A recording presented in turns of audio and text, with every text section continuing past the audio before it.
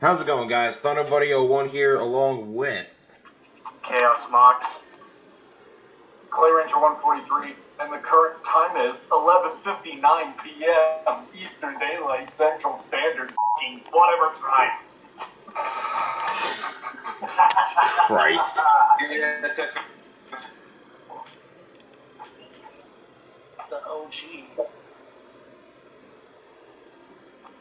Talari. I'm going. No one ever gives an order anymore, so I don't know when to know. Okay, so... You're the one giving orders around here. It's my group order. How am I supposed to...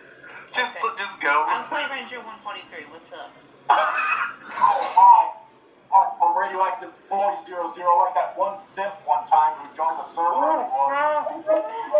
Yikes. So no, that he's an imposter. I'm Radioactive Girl 00. You're an imposter. I'm Clay Ranger 143. You're an imposter. You're the imposter. Somebody's being sus. You're the imposter. No. Who's the guy? Who's the last person? Can I say my f***ing name now? No. Yeah, go ahead, Mr. Max Headroom looking left. Go ahead and say it.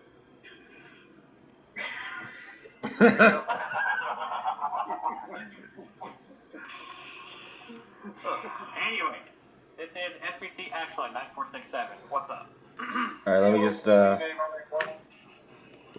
me just rearrange some windows here. Rearrange the windows, huh? There we go. So, Cue the Jeopardy theme. So in my last video, the one where I was ranting about the insanely high prices of weather radios nowadays, I mentioned that I was going to be doing a pet peeves video. Well, I promised and I delivered.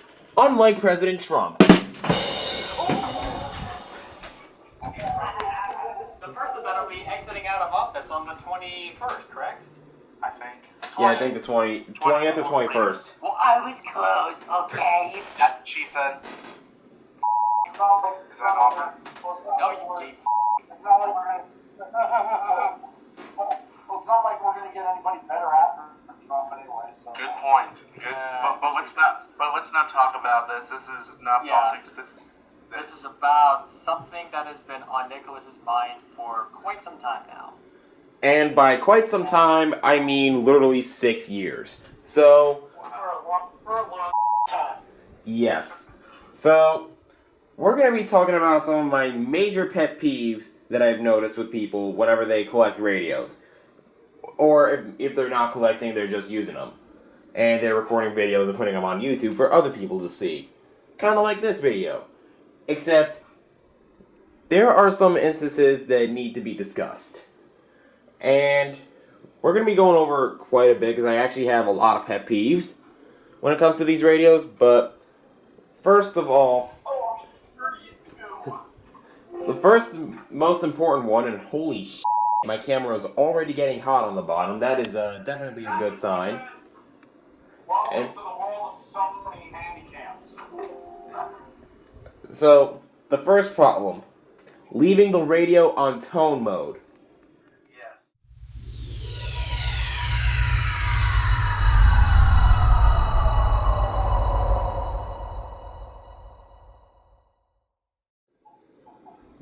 Alright, so, a little bit of background here. So, if I go to my running snail right here, you can see that alert mode is the first option. You have voice or siren.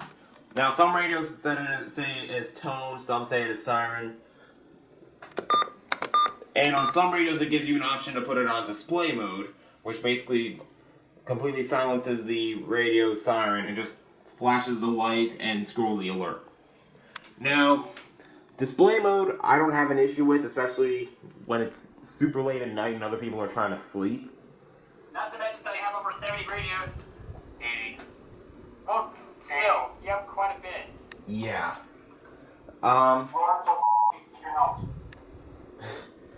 Anyways, so... saying 70 gig radio is not my fault.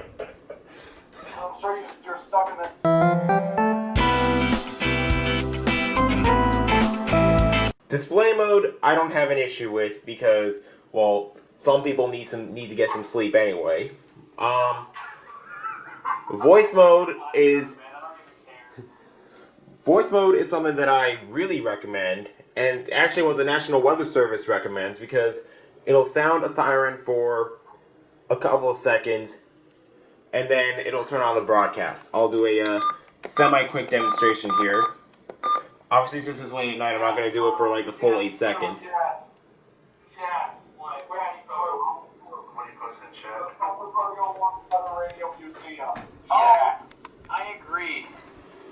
ThunderBuddy 01 Weather Radio Museum. Attendance is $10 per person. So I'm going to do a quick demonstration here. 10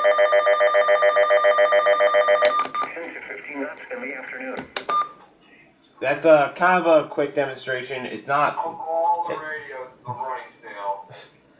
It's not as accurate because, well, I'm literally pressing buttons for it to go into the broadcast. It would switch on automatically. But let's say if you have your radio set to siren. What it would do in this case, go to siren test, well, just for this demonstration.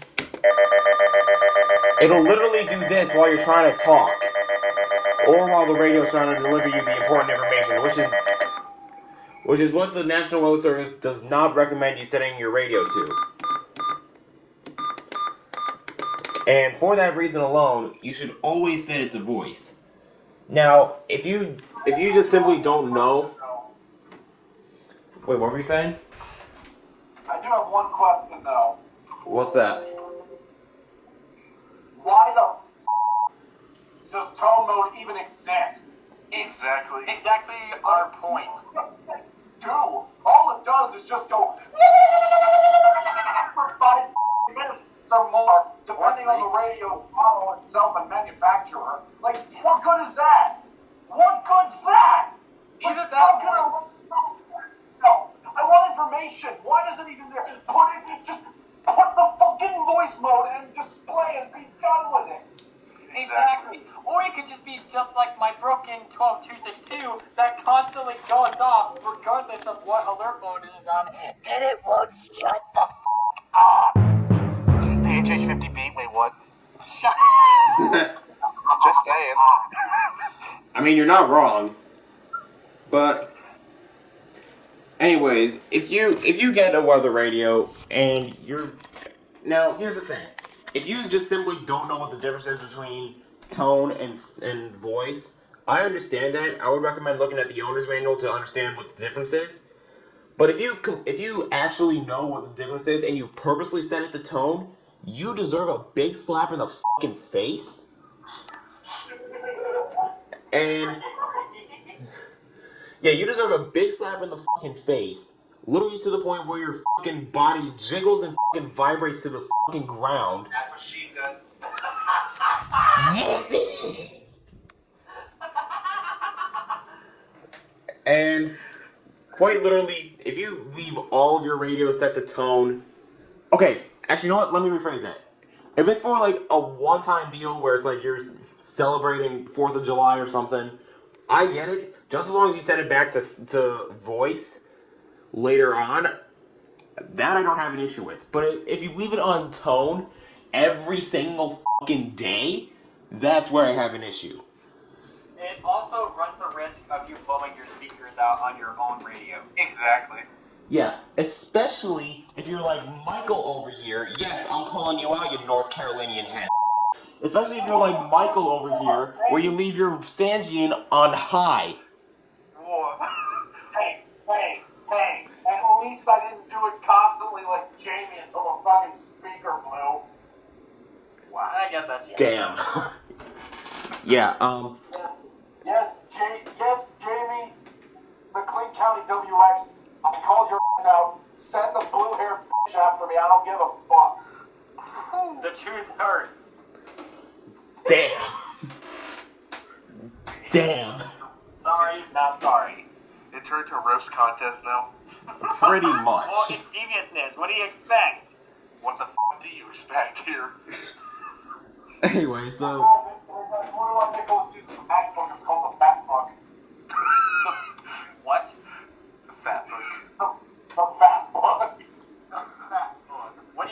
Windows then.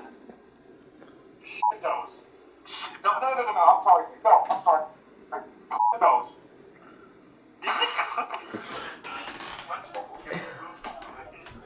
Oh boy. Close. Thank you, Drew. Thank you. Despite the fact that I'm using my own fucking custom build of a Windows 10 that's actually rocking. Same here. Somewhat. Anyways. Alright, so now that we got that out of the way, let's talk about another issue. And I can understand, I understand that this is sometimes through no fault of the user's own, but it's if the radio is broken and it's still being used.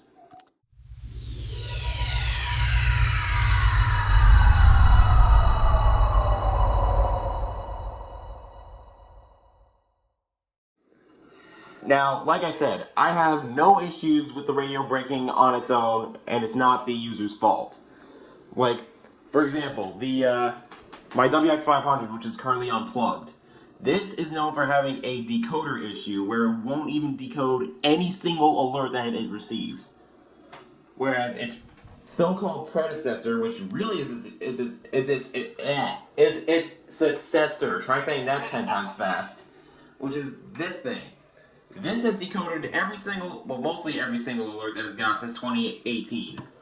Reception can be a little bit iffy depending on where I place it, but other than that, it's decoded everything. This, on the other hand, has decoded jack shit.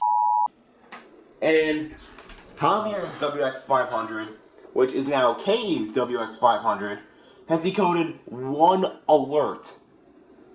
To my knowledge, it has decoded one alert. That's it. No, you're right. It is one alert. And Yeah. it was a winter storm warning. Yeah. Of all f***ing warnings, it was a winter storm warning that it recognized. It couldn't recognize a TOR or an SVR.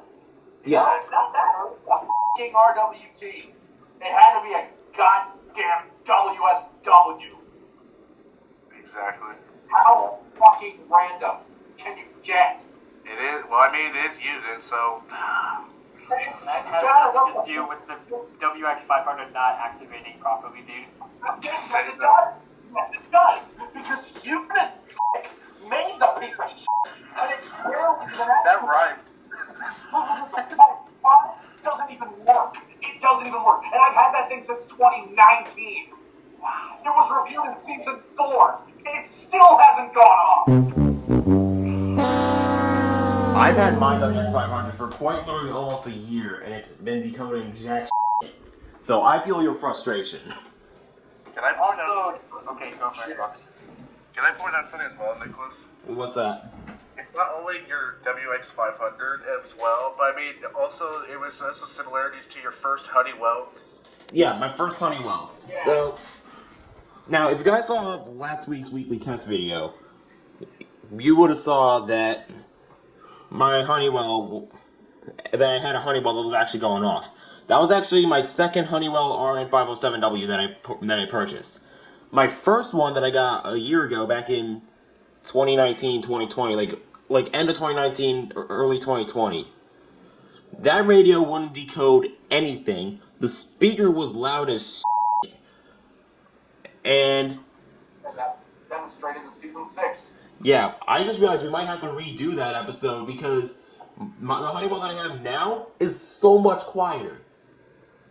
Okay, let's redo it in season 10.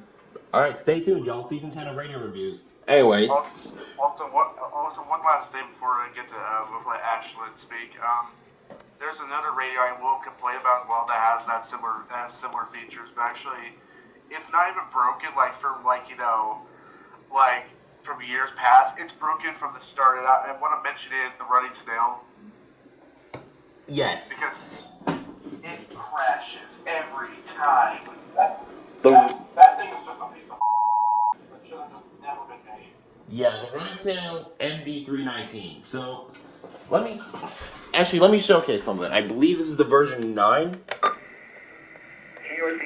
Yeah, this is the version 9. So, this running snail right here, I got in June of 2020.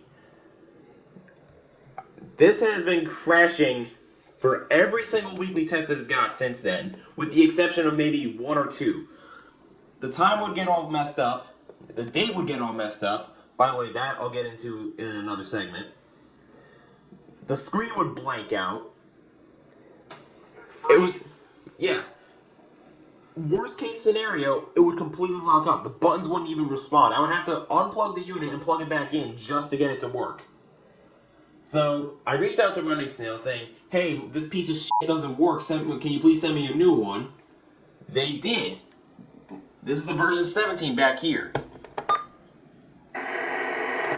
And I don't know why it's, To 35 miles. Alright, come on. 30%. Let's not! So then they sent me this Running Snail, which is the version 17. You would think that after 8 fucking revisions they would get it right. No, they did not. They fixed the only thing they fixed was the version 9, like Nicholas mentioned, it had at the beginning when you plugged it made a loud beep and you couldn't turn it off like for a few. And it wasn't, because you said about it played like when Susan plugged in, like it played like a alarm siren or. Yeah, the version 9's by default had the alarm clock enabled. So literally as soon as you plug it in, 1 minute would pass. Next thing you know, you would hear this.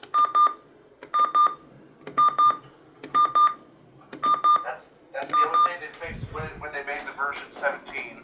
That's Yeah. the only thing. Yeah, other than that, it still crashes. It still fails to decode properly. Oh, Michael, you might remember this. Yeah. 70:55 p.m. Yes.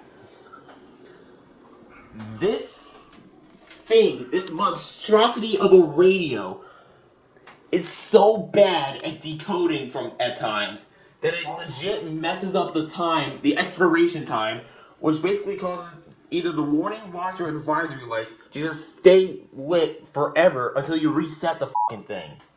Also, Guess what? What? Season 10, Running Snail version 17 review. Yes. Anyways, another thing I want to point out, just one last thing about the Right Snail. A thing as well, it's not like broken, but actually at the same time, it's a big no-no. Apparently on the Right Snail, you can disable emergency action notifications. Let me show that to you right now. And tornado warnings, like the things you cannot turn, like on all radios, tornado warning and emergency action notification, you can't turn those off. Yeah. But on the Right Snail, it's different. Emergency action. Oh my god, the scroll is so freaking painful. That's a big lawsuit coming up at Right Snail's part soon. Emergency action notification. You can disable those. Yes, you can. You can. Isn't there a thing where you're not supposed to be able to turn off tornado warnings or? Yeah. FCC. You can turn that off too. You can turn off. I thought you're not supposed to. Yeah, you're not, but the Right Snail is different. On the Running Snail, you can turn off anything you want. Any fucking alert you want or don't want. You just turn it off. That's a big lawsuit. I don't want to be warned of a nuclear attack. I just want to fucking die. Let's disable the AI. Big lawsuit on Right Snail coming soon. Yep. Okay. Wait, hold on. Did you have a question, Ashlyn? Now I have two things to say. So, Oh no. first up, I hate to be the bearer of bad news, but I think it's finally coming to the point where my WR100 is finally dying. Oh. Its tuner is not good. Hey, it's just like mine. Oh wait, mine died for one day. Yeah, I haven't got a high-pitched squeal of death yet, but it's just completely silent. Alright, what's the second I thing? mean, Oh, at sorry. this point, a high-pitched squeal is inevitable on that thing. What's the next thing? Yeah, what's the second thing? Second thing, I hate to go a little bit off topic, but Nicholas, after this video concludes, I might need your help with the voice text call voice again. Alright, sir. Alright, anyways, So It keeps saying this version is strictly for demonstration purposes only. That shit. You know what? I got you instead. I got you. Ah, thanks. all right. So actually, now that I can say your first name, right? Kingpin. Go ahead. All right. So now that Zion mentioned the WR100s, my WR100s are in the next room. So I'm not gonna like get up because I'm lazy and I kind of want to keep the deviousness in here as long as I could. So the WR100s, more specifically the version 4 and 5, are known for having tuner issues, and that's because of this little tiny crystal. I forget. I don't know the exact numbers that are printed on it, but the tuning crystal is known for going bad. Now those can be replaced, but you got to make sure that you have like a really good hand with soldering stuff. Exactly. Good hand. Yes, you gotta make sure that you have a good hand. Oh, f*** you! I just realized how bad that could go out of context. What happened? Just nothing. So, and the same issue can happen with the WR300s as well. The only difference is between the 100 and the 300. If the 300's weather tuner dies, you can still use it as an AM/FM radio. With the WR100, it's pretty much just useless. Version 5. Yes.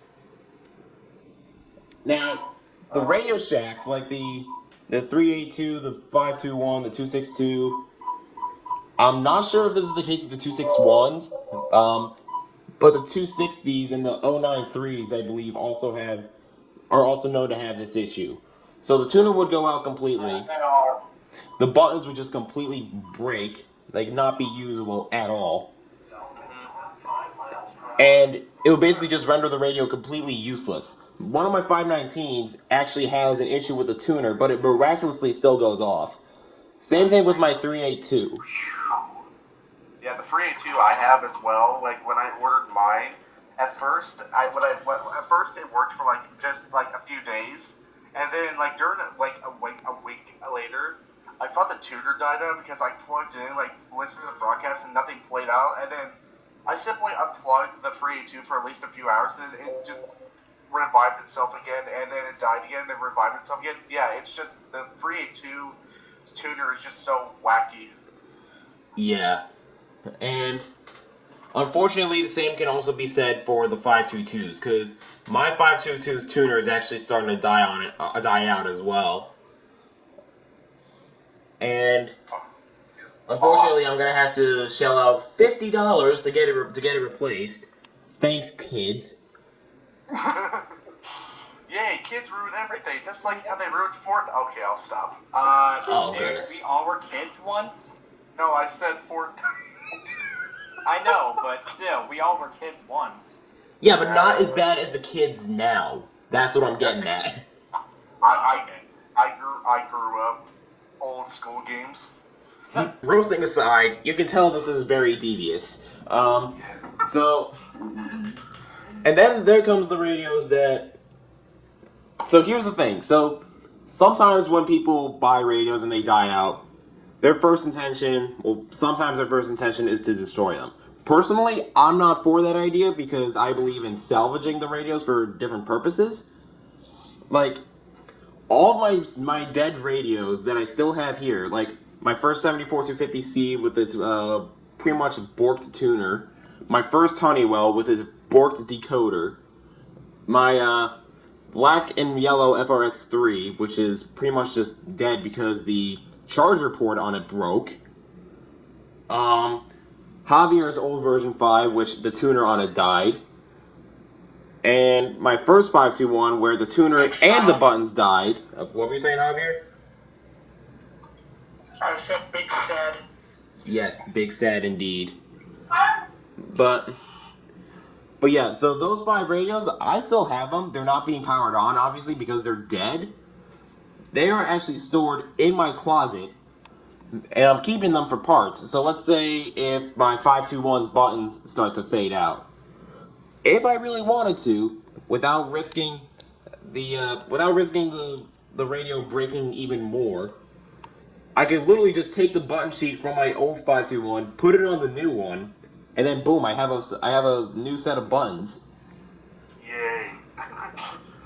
And technically, since the 521 and the 262 share some parts, I could really take the 521's D-pad and the menu button and put it on the 262.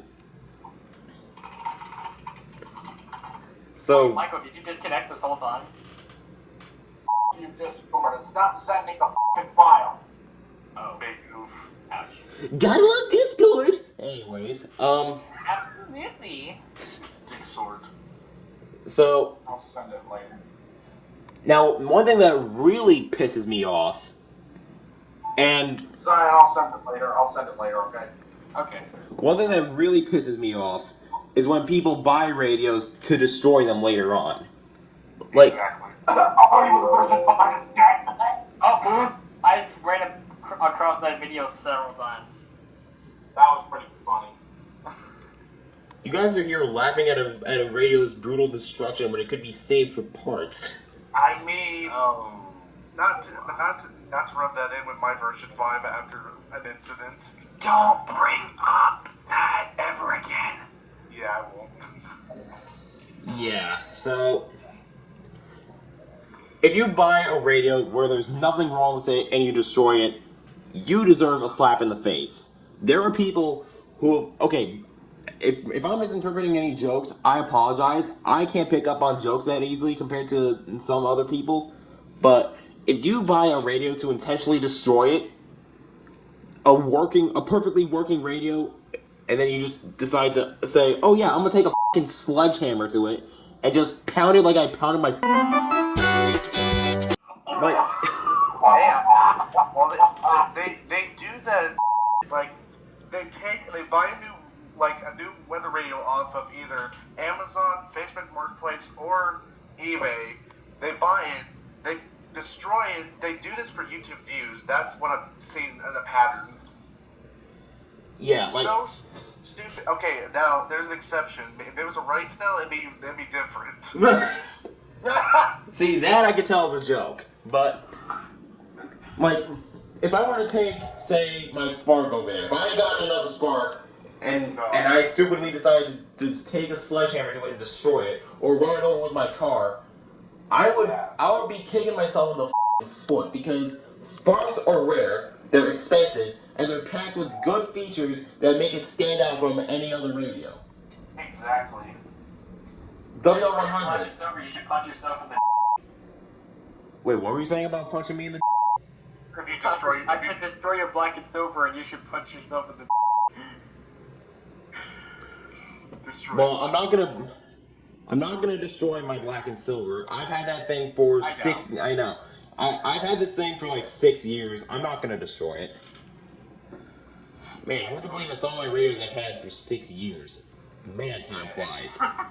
But yeah, Time flies when you're having fun, and by fun we mean Upton's antics. that is for another video where I talk about Upton's flaws. But Let's do this. Anyways. But yeah, if the radio breaks just from like normal wear and tear, like if the faceplate falls off, that's fine. Me personally, I would take like some double-sided tape or hot glue, or not, maybe not hot glue. That'd be a bad idea. Or maybe take like some type of adhesive and just put the faceplate back on. You're good. If the tuner on it dies, if you're feeling ballsy, you can just buy a tuning crystal off of eBay. I think they're like $5. After that is if you match the part, and then take some soldering guns and all that, and just take out the old dead tuner and put the new one on. Next thing you know, if you do it right, you're good to go. Can I point out something? What's that? You know what really? You know what is one of my pet peeves that really pissed me off? What's that? The fact that, okay, for example, you know how if you use everyone can agree with me on this, but if you use like a WR100 or a Recom or a WR120 and the faceplate falls off, the thing that pisses me off is you literally say, "Oh, the faceplate fell off. Let's sell it online." No. I mean, it's not worth it. Okay. Wait, are you talking about selling the radio or the faceplate? just selling the radio without the faceplate, it's just so stupid. Like, Yeah, that- sure, if you have the parts, like an extra faceplate, that's fine. But if you're just like, if you don't have that and you're selling it without the faceplate, it just doesn't deserve to be sold. It does not. I hate to be that guy, but I have to agree. Just find the parts for it and fix it if you can. Oh, what were you saying, Michael? Go I on. also have a pet peeve of mine. Alright. Guy sellers who replace the original antenna or leave it broken, or replace the antenna with a smaller antenna than what was intended to be manufactured with the fucking radio. Exactly. Third-party antenna. Yes. Alright, I'll admit, I'm kind of guilty of swapping out antennas, but at least they're better. Like, my Unibit scanner, the antenna is literally so freaking huge. Same thing with my WX500's antenna. It is huge. My 519's antennas. I swapped the antennas out on those because originally I thought it would correct the antenna arthritis thing, but apparently it didn't. But I swapped out the 519's antennas. They are so tall, I can't even put them on my freaking headboard anymore on my bed. But that's besides the point. Like, you heard it from them and you heard it from me. If the radio's broken and it just happened like over time, like if the tuner died or the faceplate fell off, that's no issue. That's no biggie. You won't be able to sell it unless you fix it. The faceplates should be easy as pie. Just take some tape and put it on there. And the tuner, it's a little bit more of a advanced job, I will say, because honestly, on my 521, my first 521, I could not find where the tuner was for the life of me. But if you happen to know where the 521's tuner is, or where any radio's tuner is, and you're willing to take the dare to try and fix it, go ahead. You'll probably be considered a huge boss for taking up that challenge, because to my knowledge, nobody's actually ever tried that at all. So, what? You're talking to one of them. Okay, to be fair, you took up. Alright, let me rephrase that. Taking out the actual tuner itself, not like swapping internals entirely. Like. Well, not that. I've actually done that before. You've replaced an entire tuner. Yes. Like just the tuner itself. Just the crystal. Alright, you gotta tell me about this, because I am intrigued. Remember that version to do one? with reviving your WR301? No, actually. Damn it. Remember that version 1 WR300 I used to have? Yes. With a dead tuner? Yeah, that one I remember. So, I may or may not have saved the tuner, but unfortunately, the radio itself is gone. But Damn. here's the thing. I decided to put it on a backup little radio that I used to have called the, what was it called? Oh yeah, not many people know this, but there's a hidden radio that I never showed on video. It's called the Rockland Radio, and it's not the white one that I used to have, it's another one. Oh. That has weather bands. Huh. And that one didn't work. I actually found it in a print shop. So I started to take apart the Rockland. It wasn't working. And I decided to check the tuner. So for some videos I said, I'm going to put the dead tuner into the Rockland to see if it powers up. It was a short moment of sweet victory after soldering it. It only emerged for 5 seconds. Oh my god. Wow. I ended up destroying the fucking piece of shit. Oh, Damn. Because Not to mention the whole fucking thing was sun bleached more yellow than a fucking piss cream comfort first alert. So not only did it look ugly, it worked terribly, barely got any reception. It was like a fucking ghetto FRX2, except worse. Wow. So yeah, that's my story. From Early 2018 to late 2017. Alright, you just got some behind the scenes Clay Ranger stuff. Hope you guys enjoyed that. Bet that'll get a buttload of views now. So, now that we touched up on the broken radios. What? What? I think. Okay, wait a minute. What? Excuse me for a minute. Where you going? Just for a minute. I have to do something. For a minute. I'll still listen. I'm just gonna be in the microphone for a minute. Alright. Oh, he's probably being called downstairs. I'm already downstairs. Oh, alright. Anyway, so now that we've touched up on the broken on the radios that are known for breaking, like I said, if you can fix it, go ahead. You should be able to fix a faceplate. The tuner, well, I mean, you just heard it from Michael himself. He replaced the tuner, but yeah, we're going for nothing. Yeah, but I mean, give it an old honest try though, and that's what matters. Yeah, like as long as you put the effort in to replace it, good for you. But don't sell it if it's broken.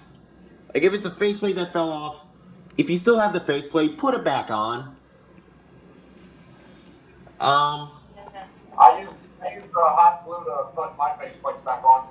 I should probably hot glue all of my WR120 faceplates very soon. Yeah, I should probably hot glue one of my version 5's faceplates back on. But I mean the tape was holding up pretty well. But the hot glue would probably be a little bit better, or maybe some like Loctite or something. Something like that. Yeah, but now we shall move on to the next pet peeve of mine.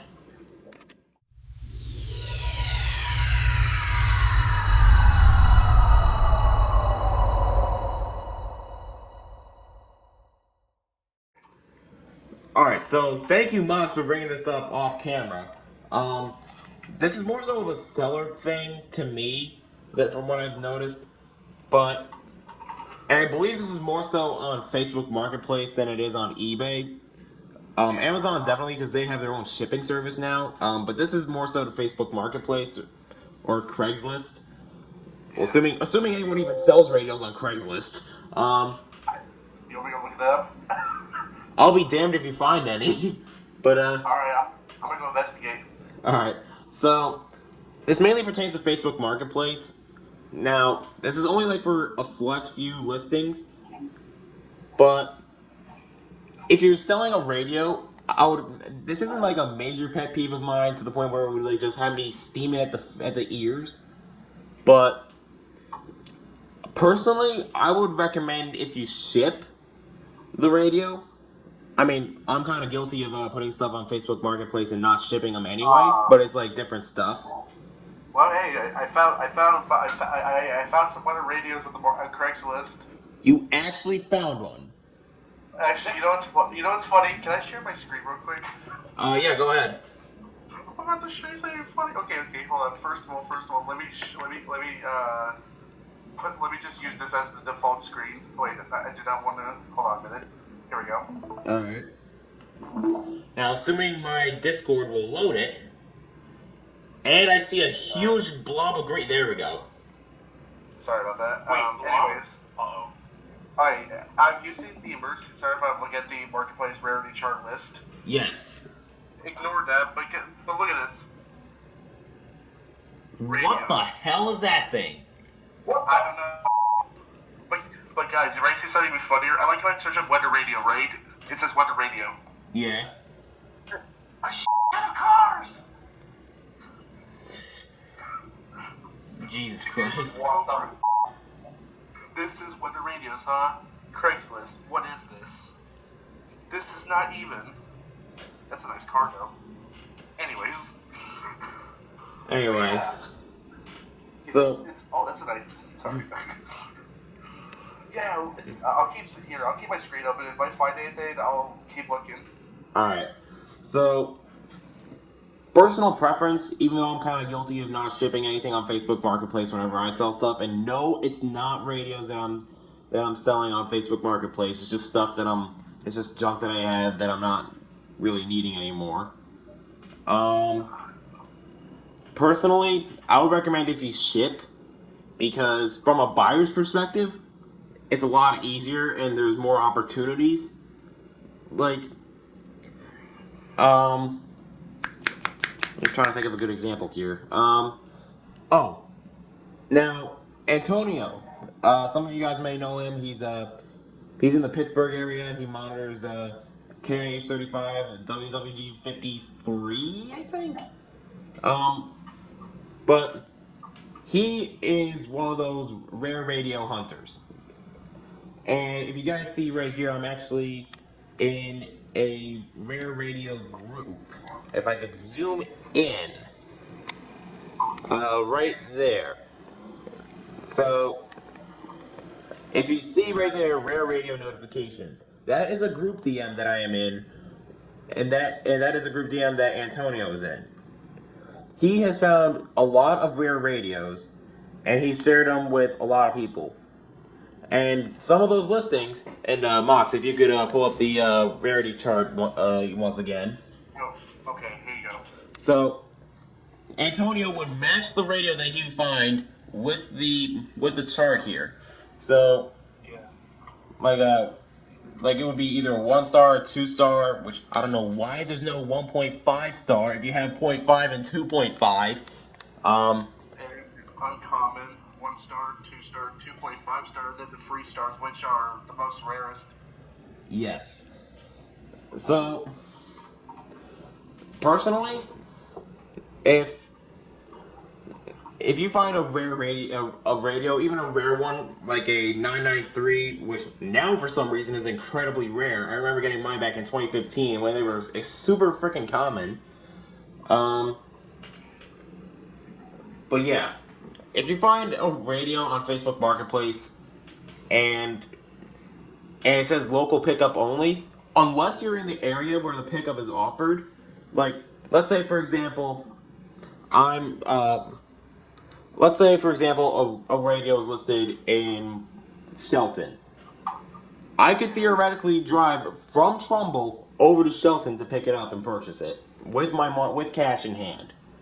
But if it's over in the middle of bumblefuck nowhere in the highlands of Utah, and I'm over here in this rinky-dinky ass town known as Trumbull, I'm screwed. Can I share something as well? What's that? So, this is also a pet peeve, that what I mentioned earlier, but I'm gonna actually screen share what I'm seeing.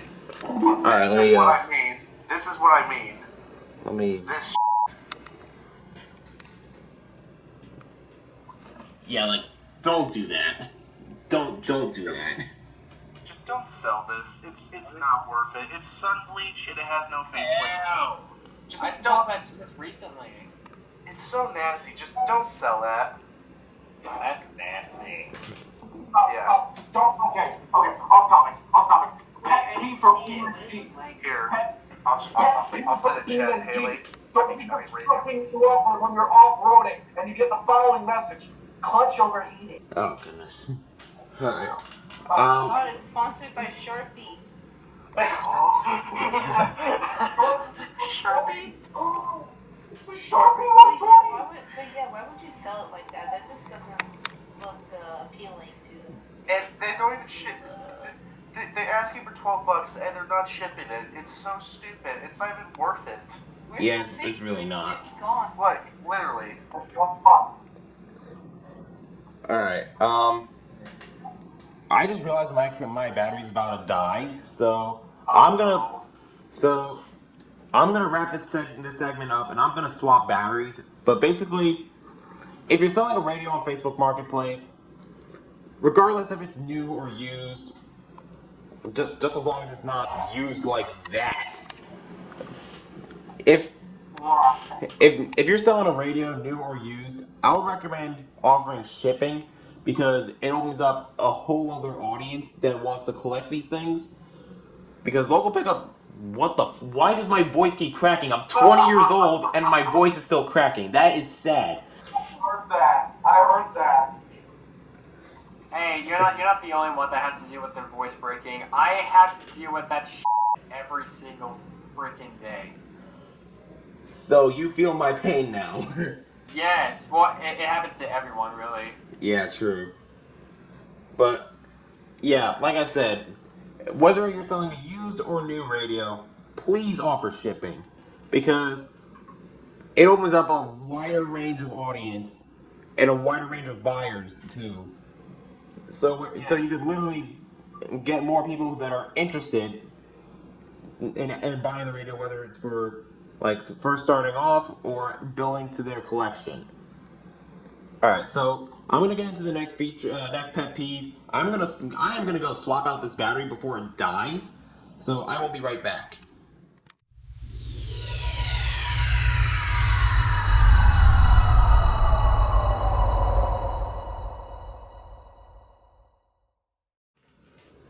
Alright, so off camera, Michael told me he had another pet peeve he wanted to discuss. Go ahead.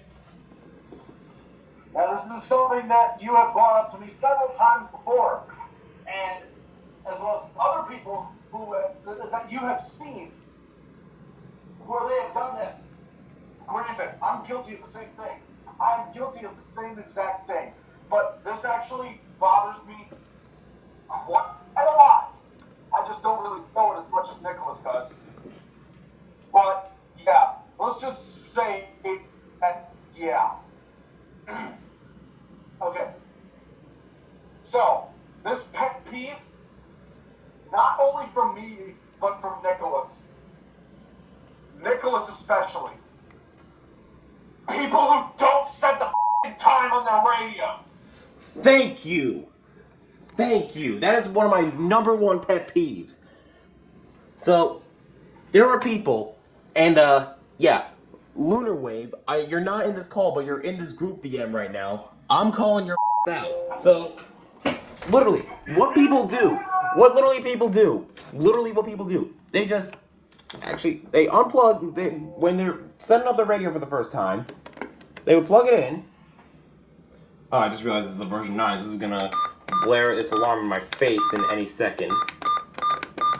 So, literally what they would do, they would plug it in, leave the time and date incorrect, and they just wouldn't even bother to set it up. Like, no, you don't do that. Like, if the iLove, for example, were to lose power, like this. If I were to plug it back in, Accidentally unplugged this whole setup. my surge protectors for this setup are on the floor, so I'm good. Accidentally steps on it. I'm good.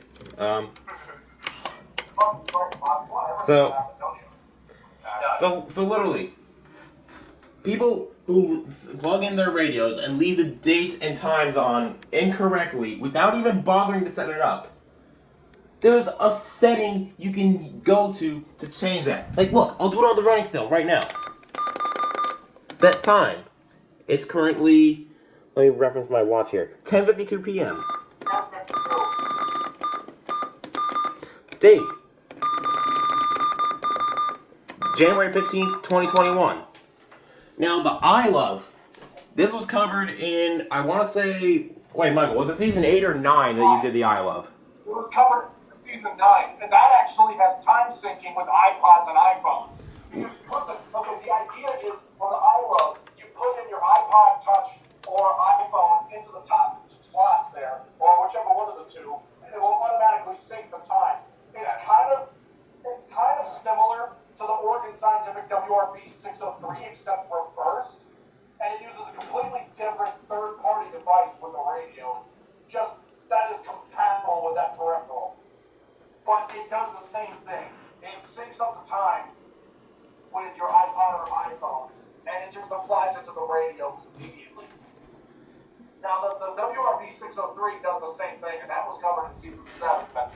That was actually the first episode for season 7.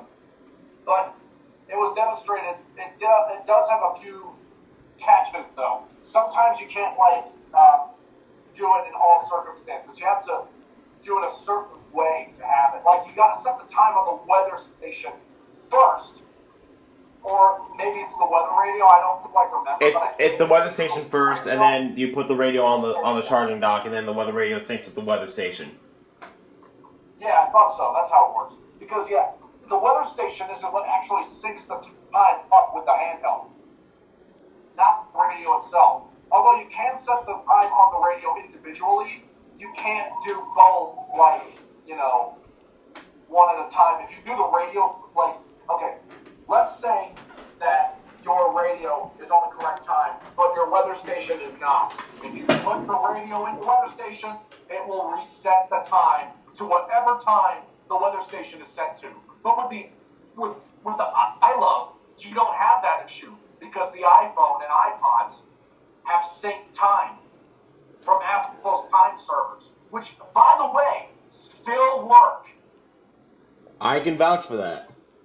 Not to mention, the time syncing on the iPhones and iPods are literally so smooth. They're silky smooth compared to the fucking WRB 603s. Because with that, it's a little bit more complicated to set up, and holy I just ripped off my tailgate an entire truck bed in BeamNG.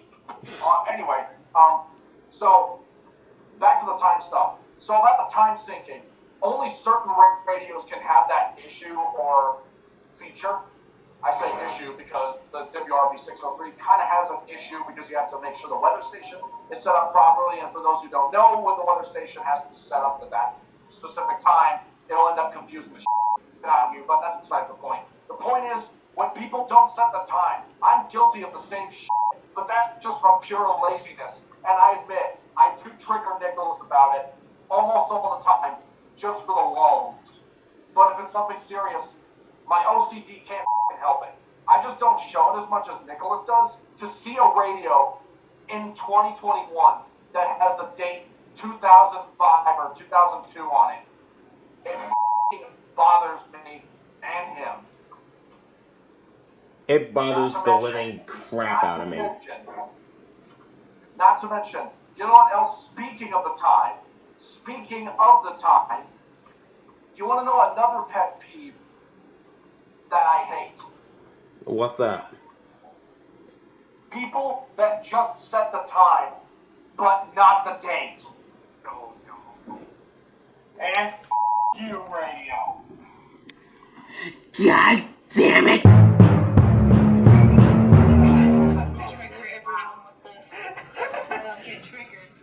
Why can't it be 420? AM, Eastern Standard Daylight Time. Eastern Standard Daylight Central Mountain Pacific Time. Thank you. Of course.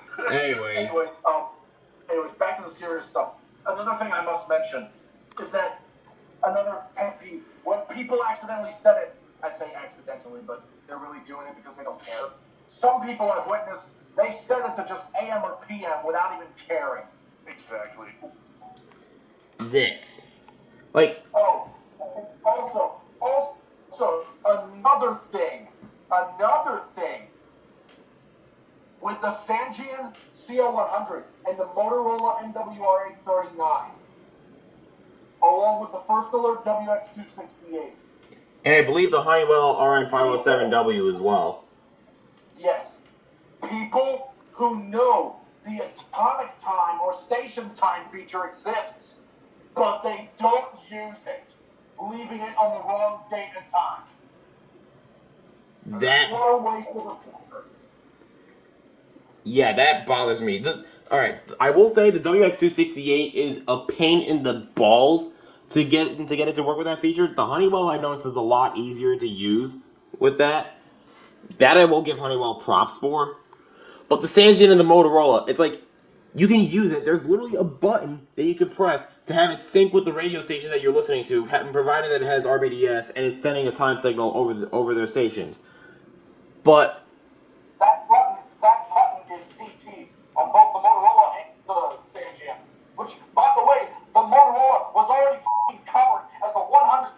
Season 8 and in radio reviews in general, and yet that feature still wasn't used.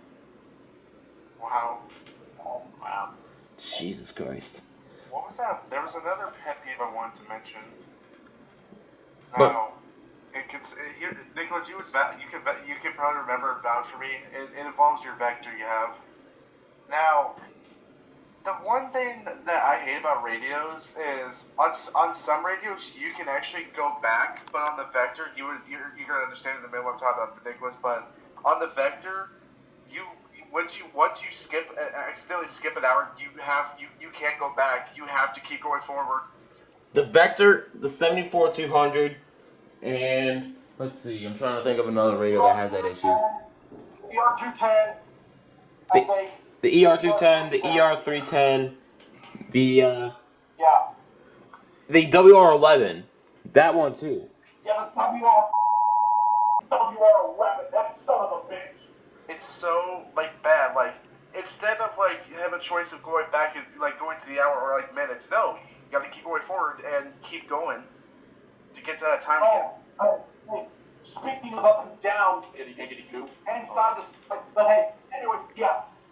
Another thing about setting up the time.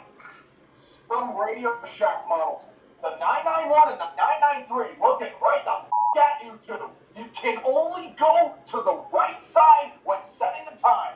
If you go an hour early, you have to go back through the fucking menus just to go to the left a bit. You can't go left or right, you just go right by pressing select. That is another issue. So, now, one thing I will say, regarding the WX100, so, as you can see right here, there is a keypad at the bottom. I actually found out something when setting up the clock. So I'm going to plug it back in. First I'm going to disable the timer so it doesn't blast me awake at 7 a.m. for a marine morning. So, menu, you see the time flashing here. Right now, it just turned 11:01. If you press I believe it is the alert button. Yeah, if you press the alert button, it automatically switches it to PM. How cool is that? So, you could literally type in the time on here and press alert to change, to set it to the right time. Oh, now that we're on the topic of the time,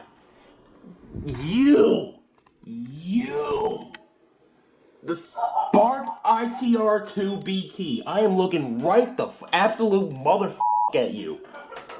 So, this was covered in Season 6 of Radio Reviews.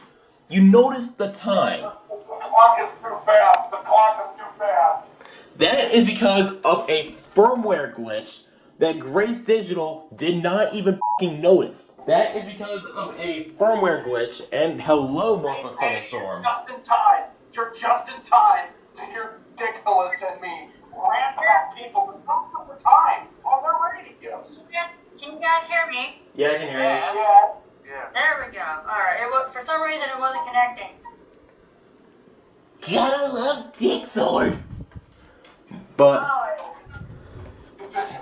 so, yeah, Mr. ITR2BT, because of your firmware, you legit go so much faster than any of these radios combined. Like, it is not 4:30 a.m. on January 16th. It is, as this iLove says, 11:02 on January 15th. My watch, Friday, January 15th, 2021, 11:02 p.m. Oh yeah, I forgot, this has I enable 24-hour time on this because, yes. And, Drew, are you still there? I think he is, but Yeah. Alright, so, you have a Sage. Yes? Have you noticed that the clock on the Sage lags from time to time? Yeah. It does that like at the top of the hour on random occasions. I don't get it. So I guess going just in time. Yes, you were just in time, Katie. And Drew. that is a bitch. That is a major bitch. the stage lags behind. The EasyCast jumps forward. Why is this an issue between the two? I have no clue. Maybe they're just...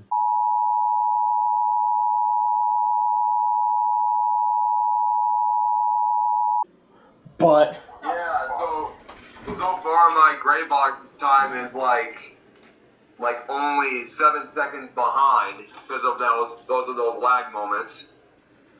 Let's see. Oh. Oh. Guess what? What's up? Nicholas, Yeah. you're gonna be pissed. Oh no. Because guess what I recently found out in terms of the time? What's that? So, you know how you just mentioned the problem with the time syncing with the Sage, the gray box? Yeah. By the way, blue box actually have that issue fixed. But here's the thing. You know how... Okay, I know you don't set it, but one thing I would suggest, as long as this may take, get an accurate time on your phone, like with the seconds appearing. And as soon as it changes to, like, let's say it changes to 11:06. As soon as it changes from 11:05, 58, 59, and if you have it set to 11:06, as soon as it hits 11:06:00, click select, and then it'll set the time actually, and it'll actually sync it up with the seconds. What did you just send me? Yep, what, Katie? What did you just send me? Hey! But yeah, Nicholas, I don't know if you knew that already or not with the radios, but they actually keep track of the seconds whenever you set them. Yeah, I've actually done that from time to time. But here's the thing. Remember the lag? Yeah. I just mentioned with the fucking gray box? Yeah. Guess what? And by the way, I set it for I set it right on the tick with the seconds, okay? But guess what?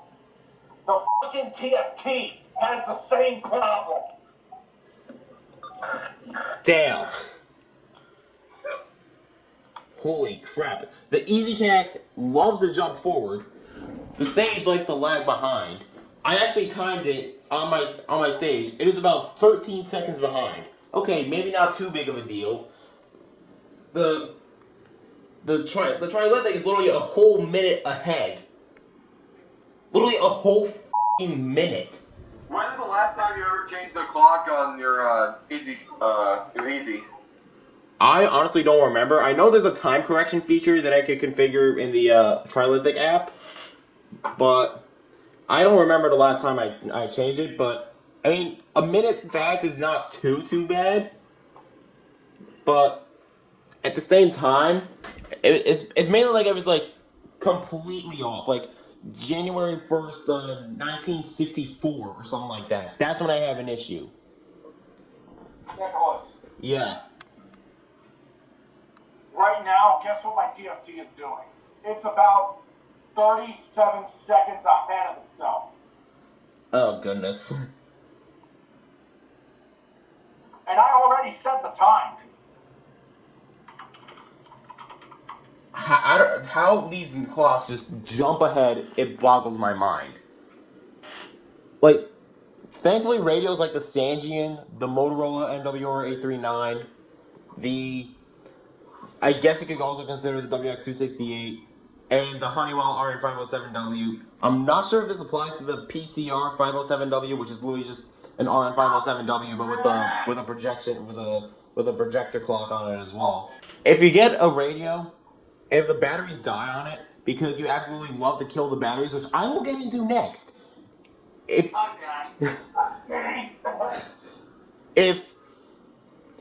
your radios or something die or they lose power because of a power outage, UI, Eversource, I'm looking right the f*** at you during Hurricane Isaias. So, if your radios lose the time because they were unplugged or they had no power, it's not that hard to just go into the menu and set the time. The Spark ITR2BT, I'm going to try and do this as quickly as I can without getting copyright blasted up the ass.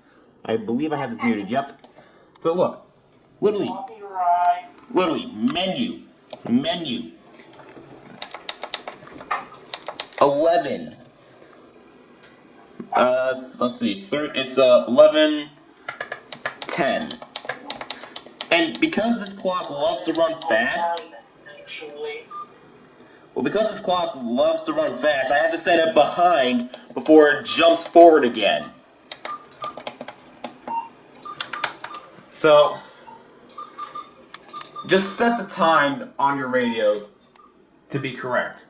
The ITR2BT I consider an exception because it loves to jump forward to the point where I literally don't even care that much if it jumps forward. But if you're plugging in your radio for the first time and it says the incorrect date and time, fix it.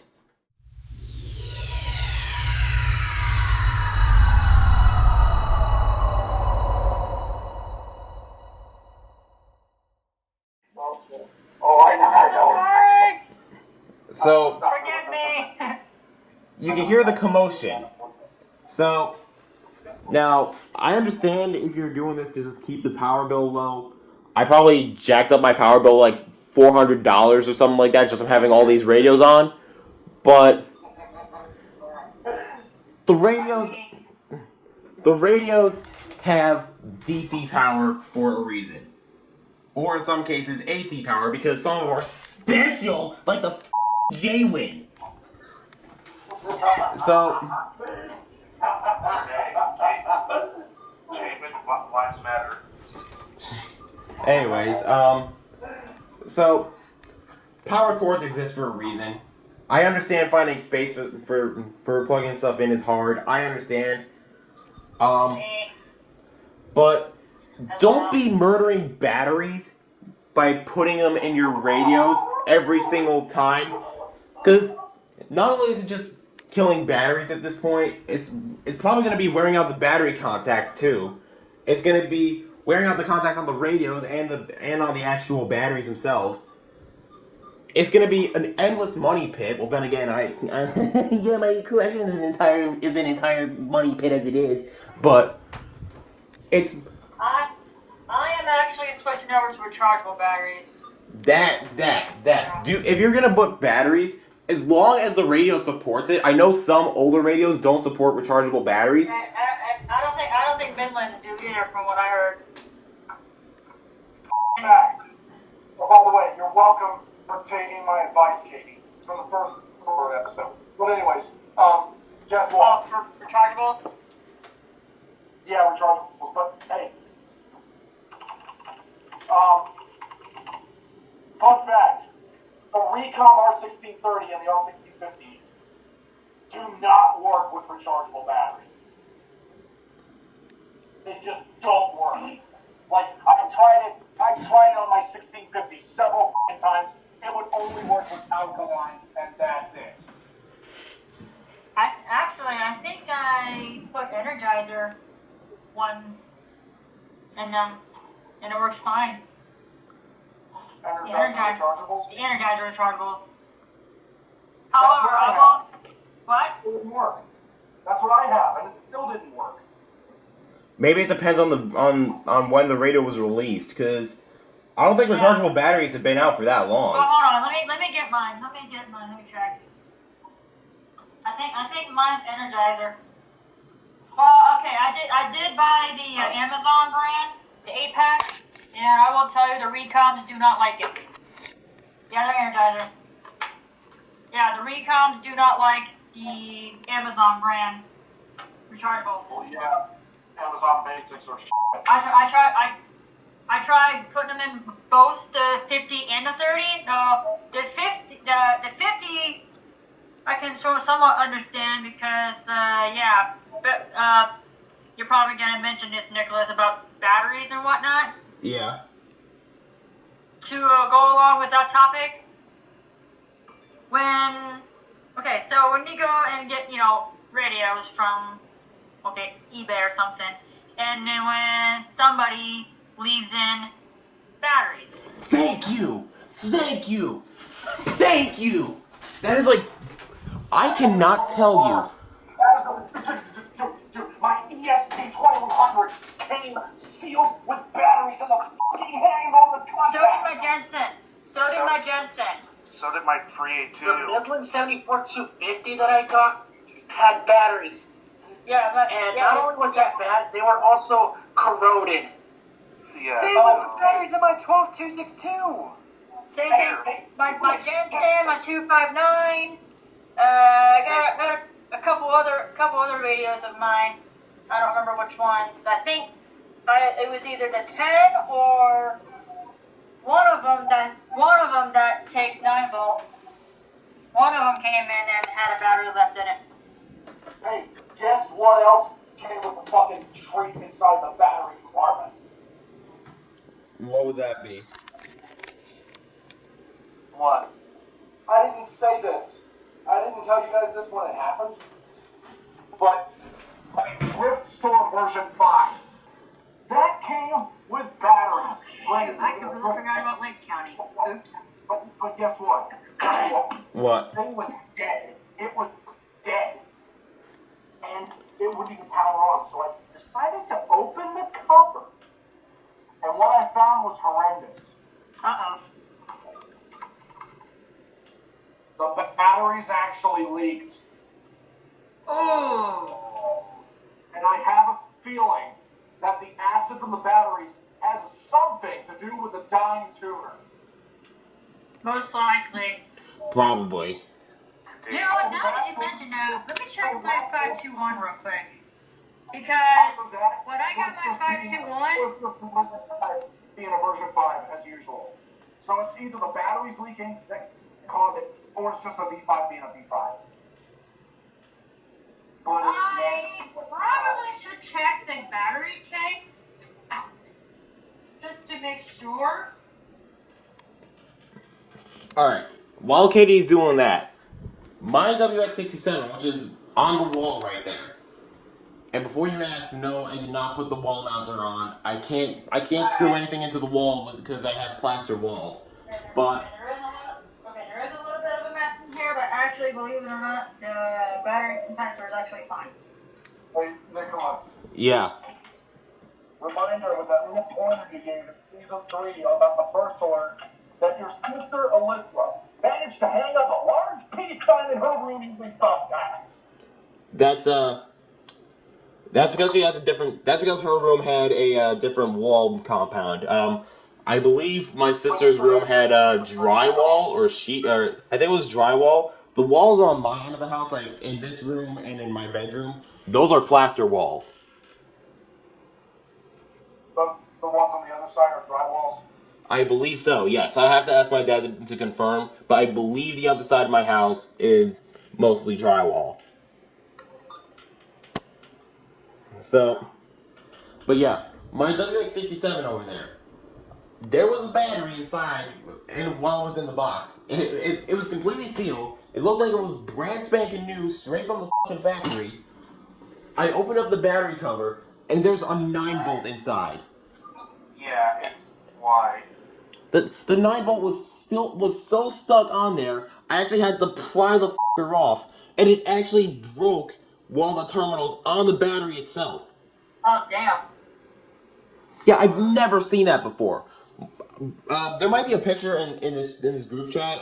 If someone could maybe link up to and post and repost it in here, I would greatly appreciate it, because I have never seen a battery just break apart like that at all. Don't leave. Not to mention, a similar thing happened with Nickel 12-251 during season 7's production. While we were at Gardner Webb University in Cleveland County, and the 9-volt battery contact inside the radio, the negative wire snapped, and he had to wrap it around the negative contact on the 9-volt battery. It wasn't the battery that broke; it was the fucking terminal. But a similar thing happened with that, just reversed. Oh, goodness. Yeah, I think I remember hearing about that when I was watching the episode. But, quite literally, it is a huge pet peeve of mine when... Okay, the batteries, like using the radios with batteries constantly, that's just seen as like an endless money pit because you're going to be buying alkalines and more alkalines and all that. Especially when some of these radios don't even support rechargeables. Like the WX67, as old as that is, if I am not mistaken, that radio supports rechargeable batteries. The Spark, I have that running on Energizer rechargeables. The, let's see, what else? The 522, I believe that one also has Energizer rechargeables. Either that or I put some Amazon Basics rechargeables in there and it's been working fine. The 259, it literally says in the owner's manual to not use rechargeable batteries.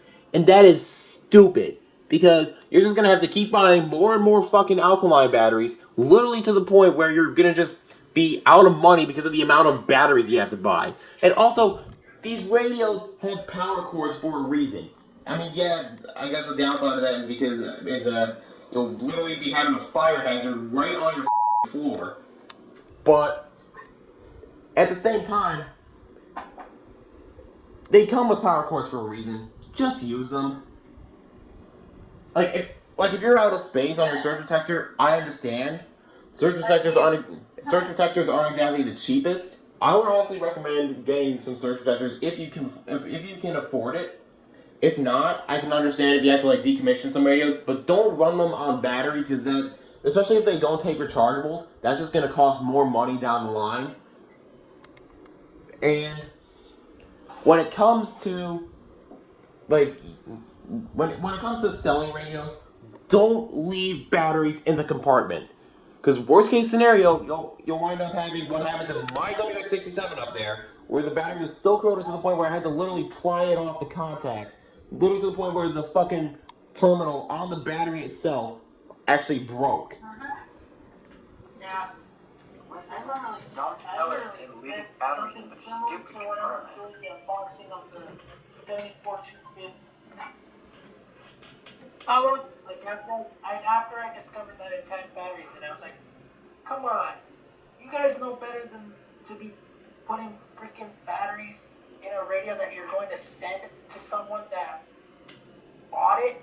Exactly. It's not like it's going to be already powered on when you first take it out of the box. Unless it's like the FRX2 or the Sidekick that I've gotten, which have batteries hardwired into the radios themselves. The radio that you're most likely selling is not an FRX2 or a Sidekick or an FRX5 BT. Especially if it's a rare radio. Oh yeah. Hey, you want to know another thing that pisses me off, even though this issue has been resolved years ago? What's that? Well, for those collectors out there, radios that legit force you to use nothing but batteries as a power source. Like a f***ing Midland 13-902B. The Radio Shack 12-500 Cube. Yes, that too. The Radio Shack 12-254. The Midland HH50. The HH51. The 12-257. The K-Show, the Radio Shack. Well, Oregon Scientist. Well, don't forget some of the HH4 VPs. Unless you could convert it to a VP2. Well, I mean, like what I did. I mean, the version... Okay, I will say the HH54 version 15, the rechargeable battery pack cannot be recharged through the DC point on the side. You have to use a charging cradle on the version 15s. The version 16s, you can actually charge the rechargeable battery through the connector on the side. But I actually need to get a new one for my HH. But yeah. So, don't leave batteries in the radios when you're selling them. Try to minimize the usage of alkaline batteries. If you can, either get some more surge protectors or get rechargeables. Or better yet, do what I'm doing with my Spark. Have it plugged into a surge protector, but have batteries inside the radio, like Energizer rechargeables, in case the power goes out. Because it's designed to be a battery backup. Not a battery primary source, a battery backup. I will be the one. Can I add on? Yeah. Can I?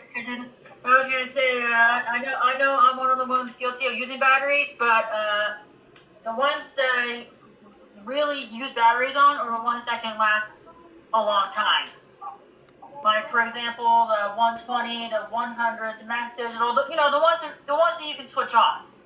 Yeah. As long as if you leave them switched off or whatever, they'll last longer. Or there'll be a couple times where I accidentally left them on and they died quicker. But yeah. That's besides the point. But that's besides the point. Those radios have reasons because you can actually switch them off. Yeah. And they can last a long time. You're looking about maybe like a month or so. They can last a long time. Now, some of our, like I mentioned earlier, I am switching over to rechargeables, at least the ones that can take rechargeables, like the Recons. They will take, depending on the brand. Like I said, I tried to put the Amazon brand in the Recons and it doesn't work, but the Energizer ones that I got from Walmart, they work. And I'm also using rechargeables on my First Alert and a 991.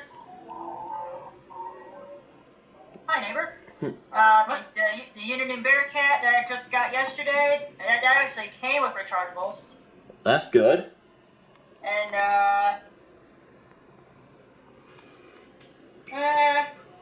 couple other radios I'll probably switch over to rechargeables. Like I don't know if the Accurites can take rechargeables or not. No, they can. Oh, they can. All right. I experimented with some Energizer rechargeables, and it actually works really well. Okay, that works. I'll do that then. I'll use rechargeables for that as well. Just don't leave it off the charging cradle for way too long, otherwise they'll stop working. Right. Meanwhile, on the other hand, you have some of those radios with no AC input, like the fucking 12-254, which was covered in season 9. And all the other radios that I have on battery mode, the Stangia, the AlertWorks, and Midlands, those are actually acceptable because they can last a long time because they have switches. You can switch them off. Everything else. Oh, and the zone guards, and the zone guards. They can last a really long time on the zone guards. We should mention the radio check handhelds from that point in time. The 12-254 and even the 522s. Other than that, it doesn't matter. It doesn't matter. Those radios literally drain the batteries faster than Joey Logano's fuel tank. Oh. Damn. It's literally so bad. The battery life is like candy with those radios, especially the Sparks. Oh yeah, the Sparks. Yeah, if you have the emergency alert thing on, the Sparks, yeah, they'll die within like 2 days. Yeah, I think this rate news will be like a 3-hour event. Probably. But we're going to make it 4 hours and 20 minutes long. Oh my good God. Other than that, all the other radios that I have that takes like 6 or more batteries or just die within a day or whatever that I can, I have space for, I plug them all in. Yeah, so circumstances like that, I can understand if you're trying to keep the electrical bill down and you want to use rechargeable batteries. I can understand. Alkalines might be a little bit ridiculous because then you have to keep buying them and buying them and buying them. Now the 74210, I forgot to mention this. This is another reason why y'all need to take your batteries out if you're gonna sell them. Cause I didn't find this out until like a month ago with my 74210.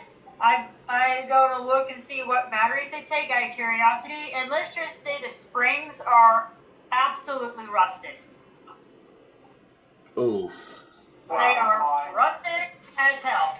Either somebody left batteries in there for way too long to the point where they leaked out, and then after sitting for a long while, they will rust.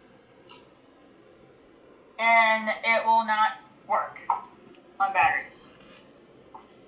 Oh, hey, another thing. I know this. I've tried it. Again, this was out of curiosity. I tried it. Nope. Did I do that? Yes, you did. But yeah, that's another reason why Yeah, make sure you take your batteries out before selling them or putting them away or whatever. Yes. Hey, Please. Nicholas, Yeah. not to mention another pet peeve. Alright. Another pet peeve. Okay? Alright.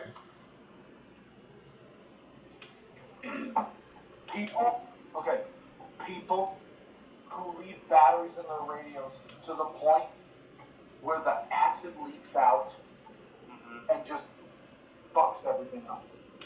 But another thing that I must mention. You want to know another thing that I absolutely despise? Is it when people don't clean the springs or the terminals? That too. No, not that. Although that is a pet peeve of mine, but oh boy, this is gonna feel so damn good to say. Alright.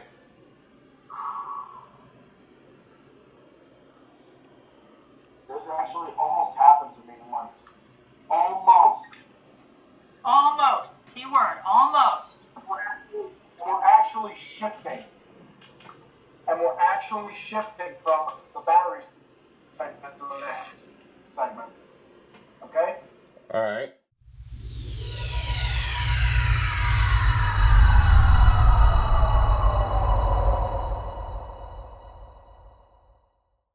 Yeah, I accidentally stopped the recording. I thought we were starting a whole new segment, but you know what? Let's just count this as a whole other segment. Go on.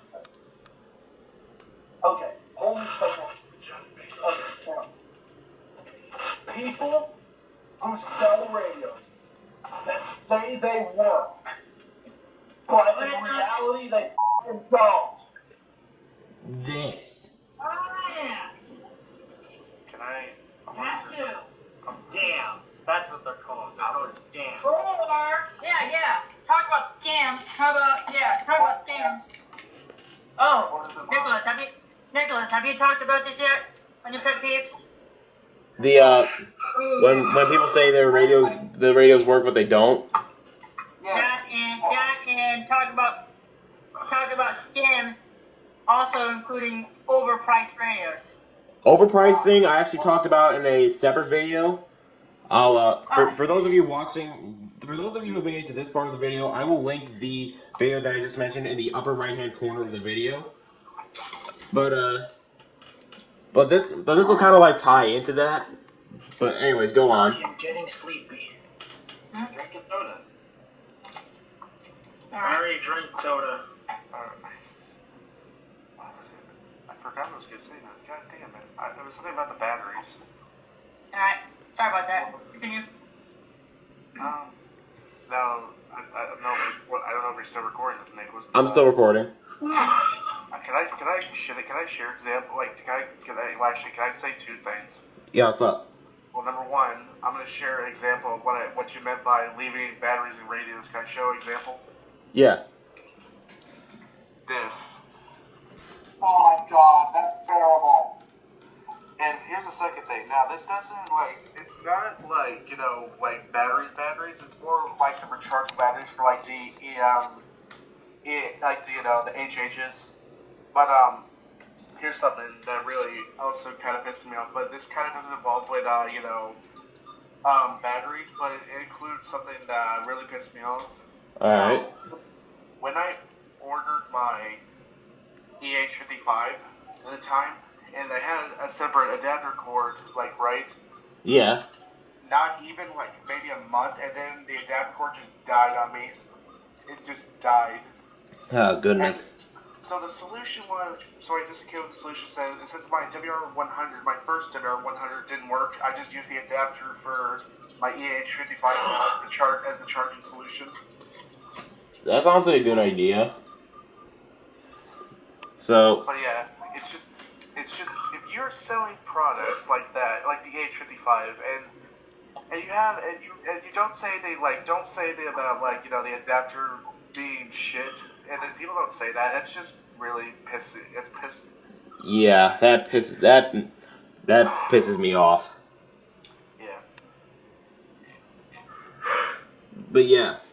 So yeah, basically, make sure that everything... Jesus fucking Christ, Drew. I wonder what Wonder Radio would take that. I'd be scared to see what radio takes that monstrosity. I mean, what if they fucking made a fucking monster-sized unit Bearcat to X 500? Oh goodness. And it took that. Oh my god. Anyways, so now that we've touched up on... Oh, Michael, were you about to say something? As I come back. Oh my god, Drew. Anyway.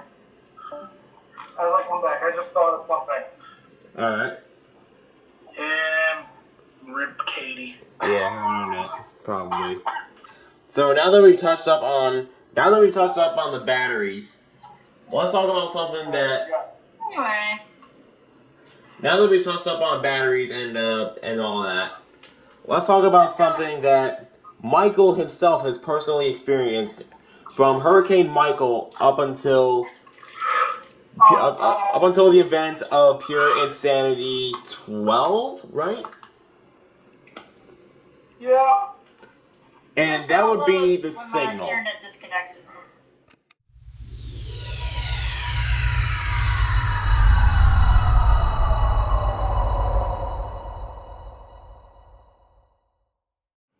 Okay, this is an issue that I have been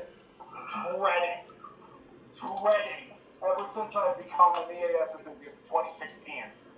Technically 2009, but I started recording in 2016, as most of you guys know. But 2016, towards the latter end of 2018, was the absolute worst year for me in terms of signal. Because Hurricane Michael had just impacted the area. I got my first ever tropical storm warning from Michael. Okay? First ever tropical storm warning. Over KJ95 for Mitchell County. And then Zeta went on to fucking rectify that 2 years later, around the same time. But that's another story.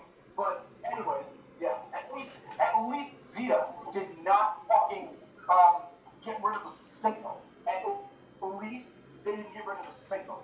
Michael did.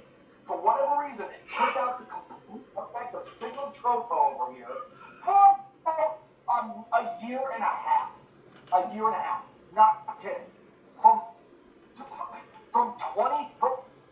October 2018 to April 2020, the signal was just absolutely terrible. And it wasn't until the Easter outbreak of 2020, when there was a moderate risk, which spawned Pure Insanity 11, it wasn't up until that day that Tropo came back. And as soon as I got back to my house, I was lazy and didn't set up all my radios, but I only had like 1 or 2 radios out, so I could still the weather.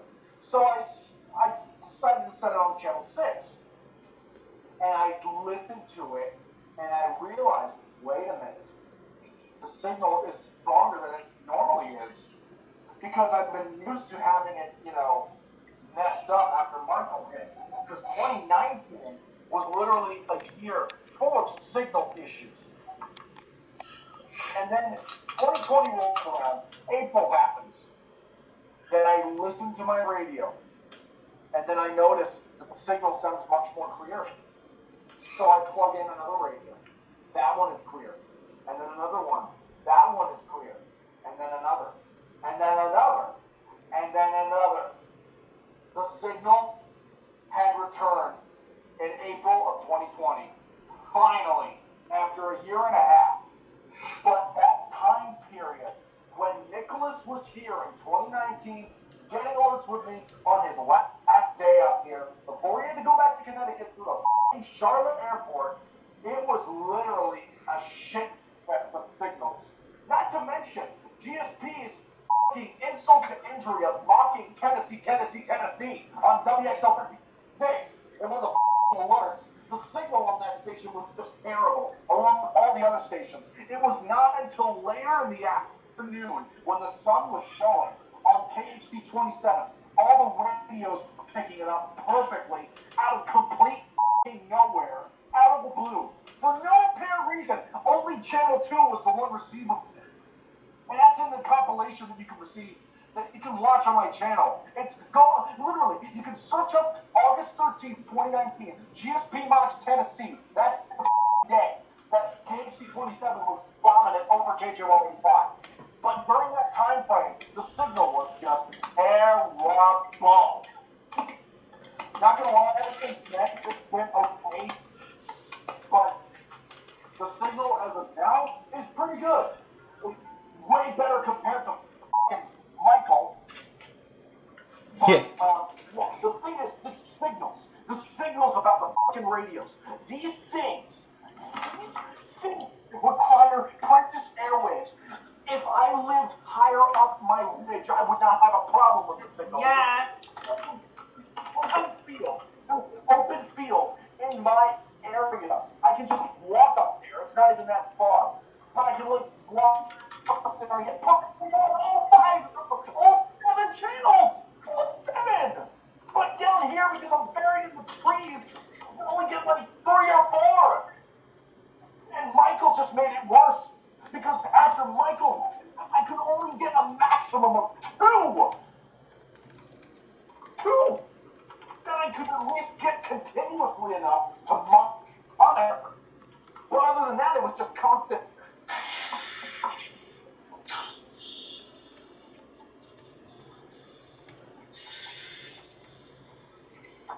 Fucking static galore. I can vouch for that.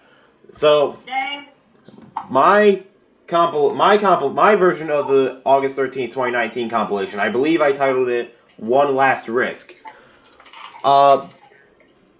And basically the entire time that I was down at Michael's in 2019, and good night, Drew.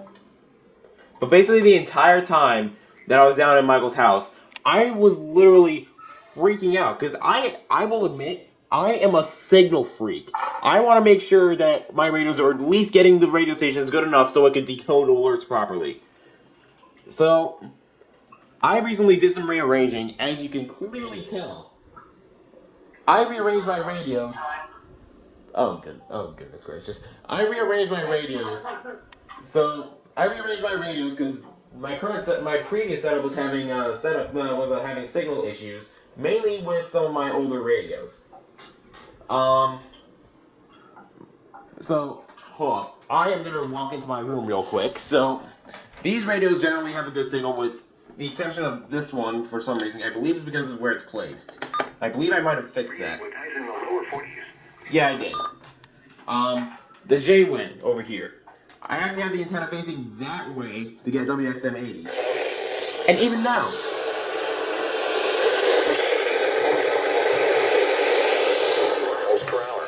and see, look at that. Now I have to aim it this way in order to get a good signal. And oh, Jesus Christ. And I'm going to go into my room to showcase the rest of my radios and the situations that those are in. So, yeah, quite practically a museum.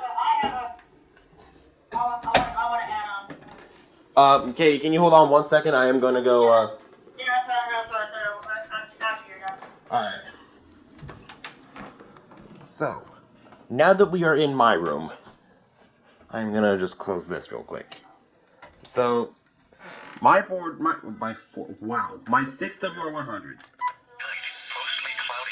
Version 2 is monitoring WXM80. Partly sunny. Black and Silver is monitoring WXM80. My version 3, I believe, is also monitoring WXM80. Work out 20 nautical miles. Version 4, I believe, is also monitoring. Saturday. Yep. For overnight. This is monitoring, I believe, WXM42. Wind was east at 12 miles. Let's see. 6 to 8 feet. Building to 7 to 10 feet. Now it's monitoring WXM80, crystal clear. With isolated thunderstorms late. Same deal here. My 12991. You can see right here. It is jerry-rigged to the wall and into the window. You can see that I have the power cord literally held on my window frame with painter's tape. And I have my Maitland 18-259W, which is going out towards that window. I have it rigged up like this so it can get WWH33. And Rain, mainly in the morning. it sounds like it can probably decode it properly. That's all I care about. This thing is hypersensitive to signal loss anyway. My staging up here.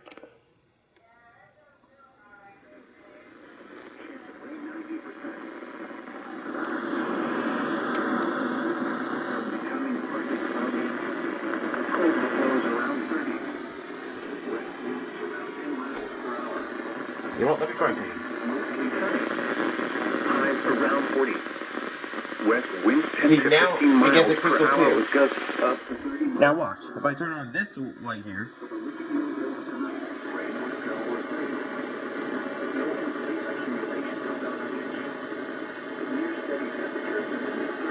the signal just goes completely out. The lacrosse. I believe this was on WXJ42. Miles per hour, becoming southwest in the afternoon. Yep. Chance of rain. Crystal clear, yeah. Version 8. Cloudy with a slight chance of rain and snow shower. I believe that's also on WXJ42. Yep. West winds 5 to 10 miles per hour with gusts up to 20. WXJ68 is also on WXJ42. But this metal shelf right here. I got this recently. This top shelf here. Perfect place for reception. Down here. Spotty. Right here. Atrocious. WR11, I believe, is monitoring WXC42. For overnight, Now it's monitoring WXM80. But look. Now you can... rain late this, then rain. Isolated storms late. Visit 1 to 3. You can see what it's doing. For south winds 10 to knots. Southwest afternoon. Gusts 25. Waves 1 feet. Rain in the then shower. Likely in the afternoon. You can see what it's doing here. Winds 15 to. The version 1 is miraculously not doing it. The version 5, Hours in the evening. not doing it. Over here. WXC42. Let's see how this is coming in. Mostly cloudy. Decent. Barely can't even get it. Can't get it. 15 to 20. Here is the tide information. So, let's see. 255. Maybe higher in and measure thunderstorms. There we go. 519. Now see, this can get it and decode it. Saturday. Same deal here. Actually, let's turn on my 259 real quick. Up to 35 knots. Crystal clear. 522, let's turn this on. Thunderstorms. Rain late. Visibility 1 to 3 nautical miles. You can see what I mean by the tuner issue now, but 382. Becoming southwest 10 to 15 knots. Clear, mostly. 25. 26104, 26103, 258. I'll turn on the 247 real quick. Chance of showers in the. But yeah. I am literally a signal freak. I want to make sure that I am getting all 4 of my main stations. Those being KWO35, WXA42, WXM80, and WWH33. You can see this monstrosity here that I have as of right now for my 991. Chill of 29. The pressure was 29. I'm still getting a little bit of interference from that and from those lights up there. I think that's just normal anyway, but let's see, 8560RX. It's Sandy Hook, high tide is at 9:44 p.m. Alright, that's getting it mostly good. The Vector, which has been giving me signal issues ever since I got it. Saturday and 4:22 p.m. Saturday. And the battery, high tide is at. Maybe I could get away with leaving decoding, but let's see. Older recon. Low tide is at 4:18 a.m. Saturday and 4. I'll get into the whole putting my hand on the radio in a little bit. Saturday and 1. New recon's getting it good. This recon's this alert works. Excuse me, is getting it.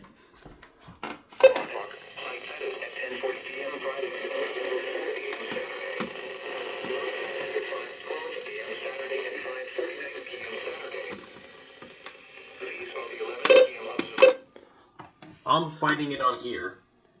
HH, or The EH. temperature was 43 degrees, the dew point 41, and the relative humidity 93%. The wind was east at 21 miles an hour, gusting to B16. 29.79 inches. B15. Between 43 and 40. 74 to 50. At Farmingdale, Chile, and West Hampton. At East Hampton, it was cloudy. And here are the latest observations for southern Connecticut. HH50, I'm not even gonna bother with it. But yeah. WR10. Let's. On the airy waters. Miraculously, this is getting it. Let's do the 606 real quick. 27 knots. See, you saw how it was getting staticky like that. And let's go to the Motorola real quick.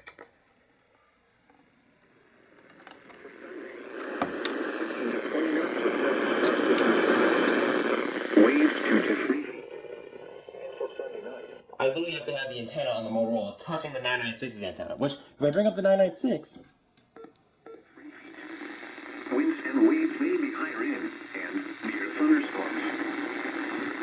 Now that's getting interference, because the lights are on. And I bet, if I turn off the light, or at least... 10 a.m. Saturday and 10:33 p.m. Saturday.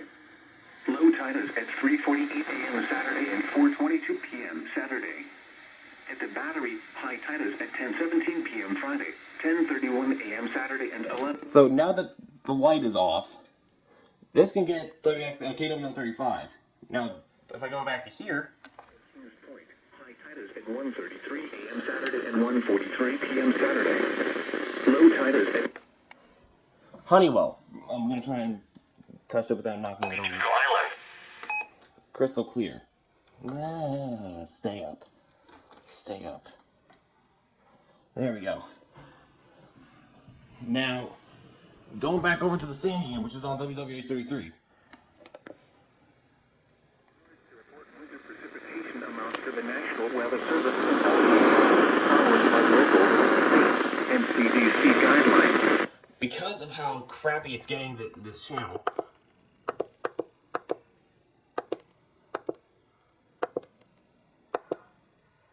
let's see. Weather channel, yep. I'm gonna have to change it to either Offshore waters forecast for south of Long Island between Montauk Point and WXM 80 out to 1,000 fathoms. Gale warning. or WXJ 42. Tonight, east.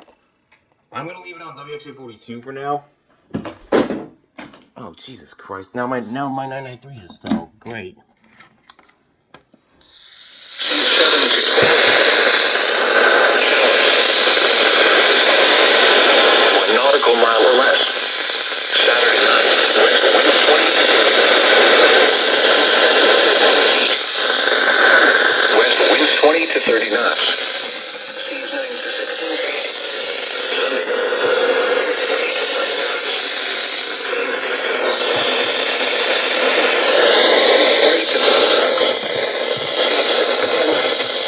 Monday night, winds 20 to 30 knots.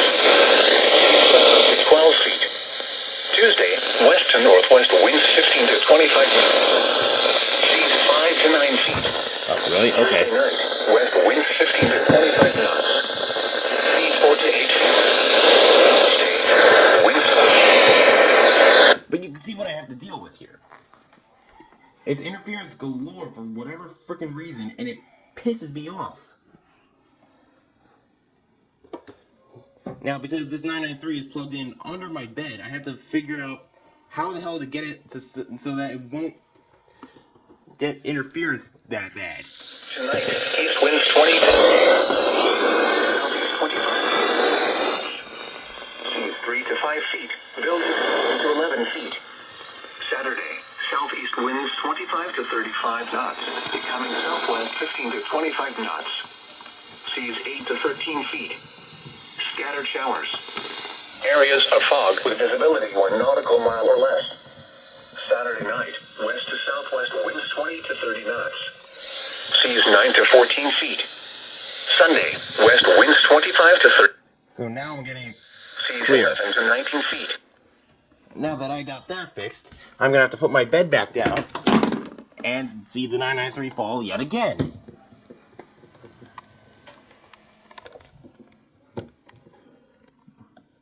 "25 to 30 knots.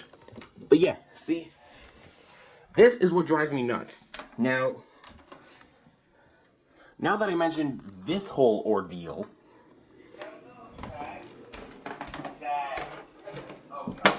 so I just finished discussing my room. So, oh shoot, there's my phone stand. So, now that I've finished discussing my room, now that you know that drives me nuts, and why was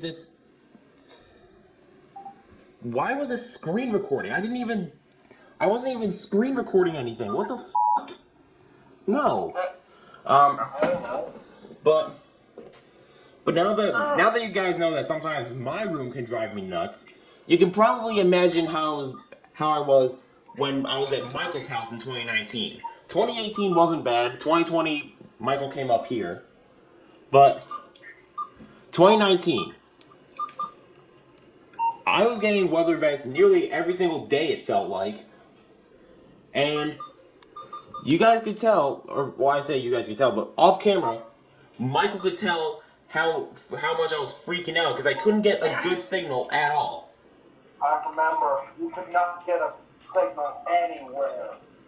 Yeah, it was driving me nuts. Like, 1 minute I could get a good signal with one radio, and the other radio would lose it. And then when I go to adjust that radio, the other one that I adjusted earlier would lose it.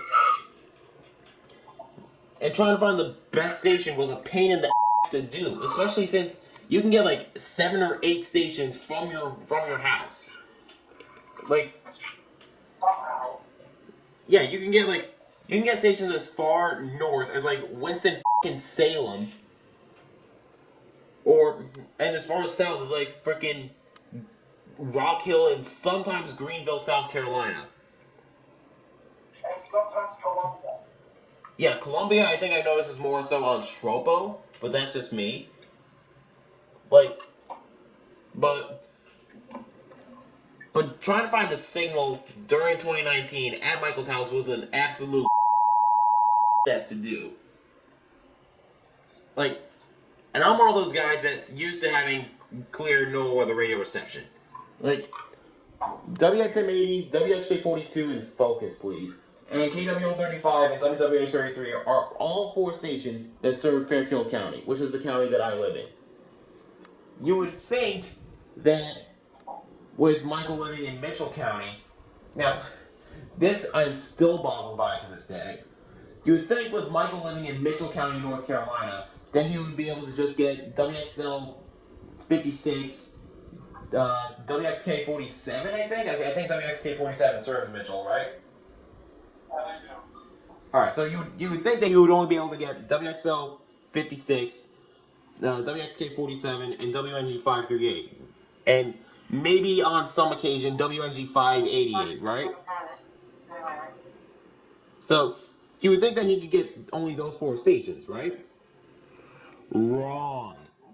Because of where he lives, literally in the middle of a mountain, and if he goes on top of said mountain, he can get stations across western and Piedmont, North Carolina, from like as far west as Asheville and Bristol, Tennessee, and Virginia, to as far east as f***ing Charlotte.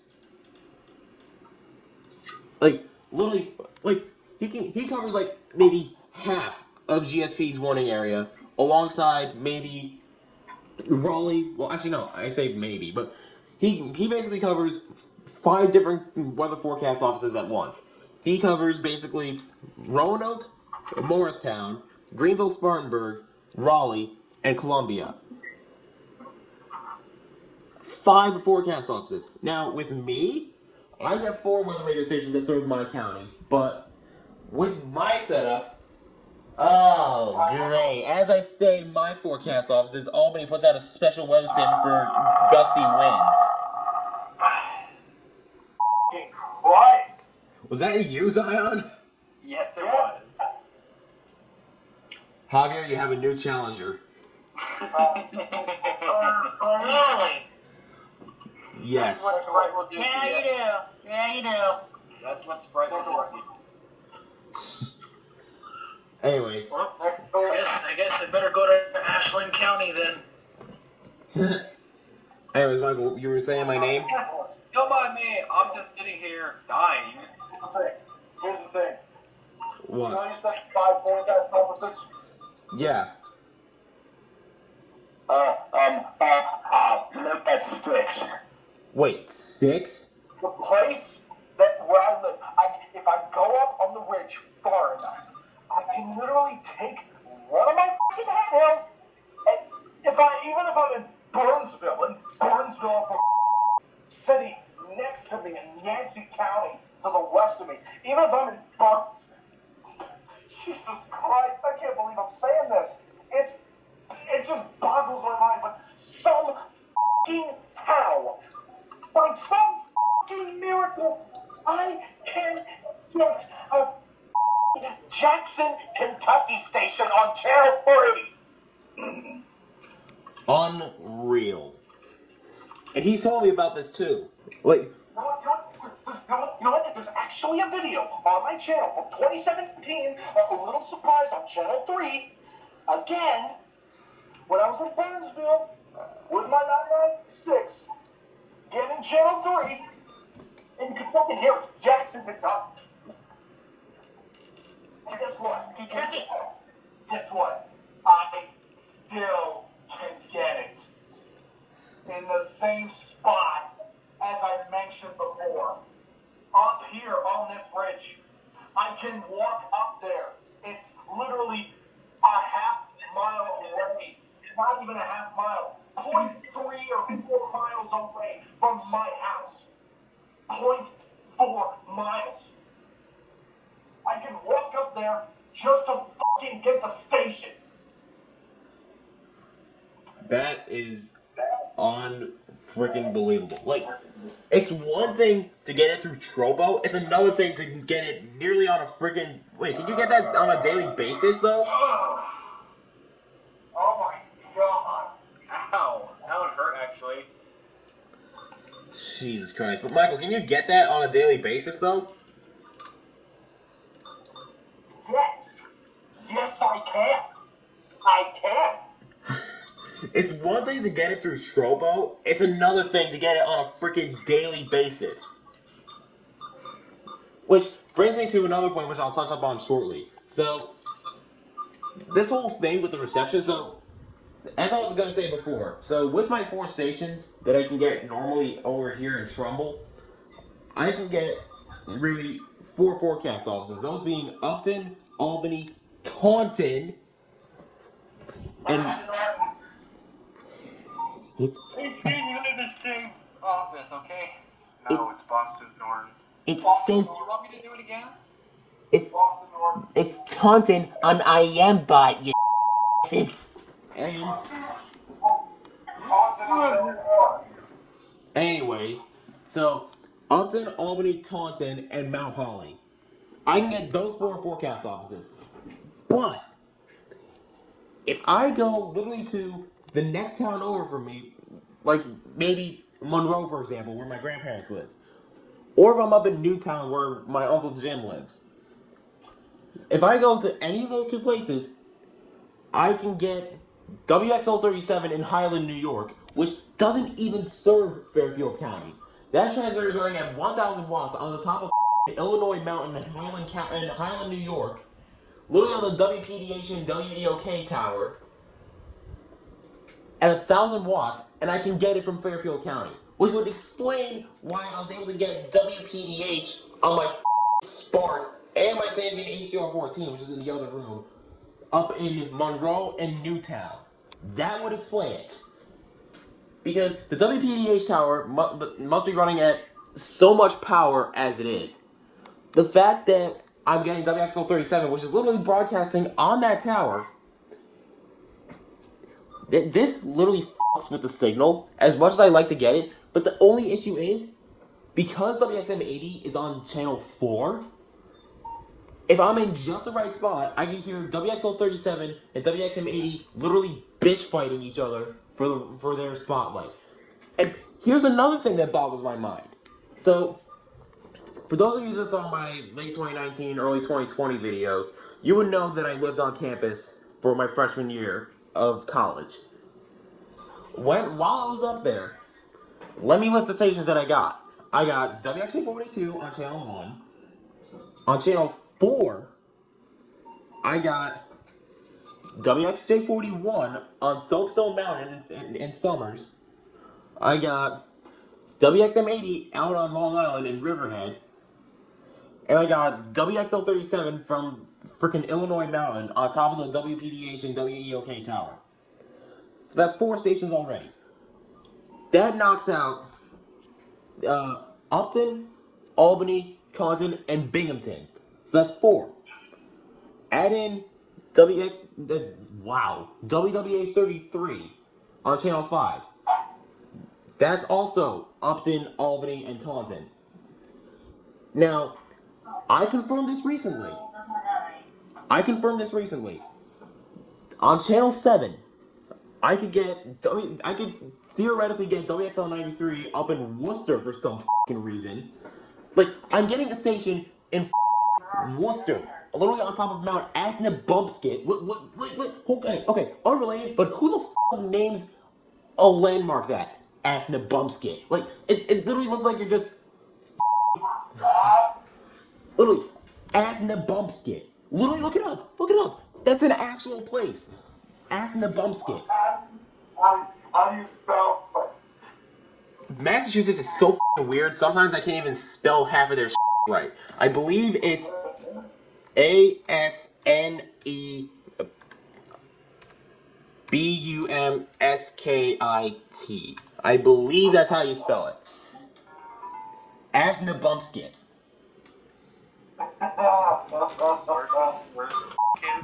We broadcast at a frequency of 162.550 megahertz from a tower on Mount Asnebumpskit in Paxton, Massachusetts. Just say Worcester!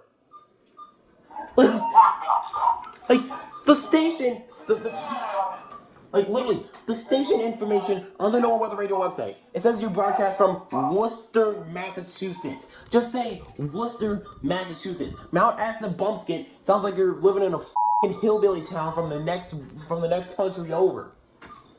Like, Asnebumpskit, yeah. Asnebumpskit, yeah. Asnebumpskit, same f***ing word. yeah, so WXL93 in Worcester. So, Nicholas. what? Add on to your clue. Add on to that. As Katie continues to walk around with a fucking Bearcat. Yes. Nicholas, to back up your claim. You know what other station you can now pick up from your house? I caught it myself. What station is that? KP73 in Bourne, Hyannis. I think that was just from Tropo though. But No. The nights I was there, I went outside. Remember the deserted Chestnut Avenue, which was weather disaster for me.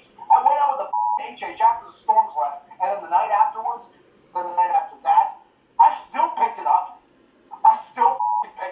that is a whole mystery in itself that I'm not even gonna try and go into. You know what? At night. Jefferson County does not have one. Okay, at night, next time you can, assuming it's warm enough in the summertime while we're there, I will show you the spot where I picked up Casey's. It's literally right by the intersection of Madison Avenue and the fucking main road, next to the stop sign. Alright, so I'll have to see if that still holds true to this day. But as I was saying about WXL93, so WXL93 serves obviously the Taunton areas like western and central Massachusetts, portions of northeastern Massachusetts as well, Providence, Rhode Island, and northeast Connecticut. But WXL93, up until I believe 2014, they used to cover some southern New Hampshire counties, which were originally covered by Taunton. Now, that shifted over to Gray, Maine. So, there's another forecast office I could get. So with those stations I just listed out already, I could get Upton, Taunton, Albany, Binghamton, and Gray, Maine. Somehow, by some fucking miracle, in certain spots on campus, I took my 993 and I verified this. I could get KWO 35, which is in New York City, from New Haven. I wasn't able to show Michael this on campus because at the time the college was closed to visitors. But when I was on campus, when I was in class, during that little free period that I had from one class to the next, I took my 993 out. I could get KWO 35 from New York City in New Haven. So let's see here. And before anyone asks, no, I'm not going back to living on campus. That hard. Let's see. So I got Upton, literally the entirety of Upton. Let's see. I also got Albany, from like Greene and Columbia counties. Actually, Greene, Ulster, like the Lower Hudson Valley and the Lower Hudson Valley, eastward into the Berkshires. And then I got Taunton from Harvard and Springfield east into Worcester.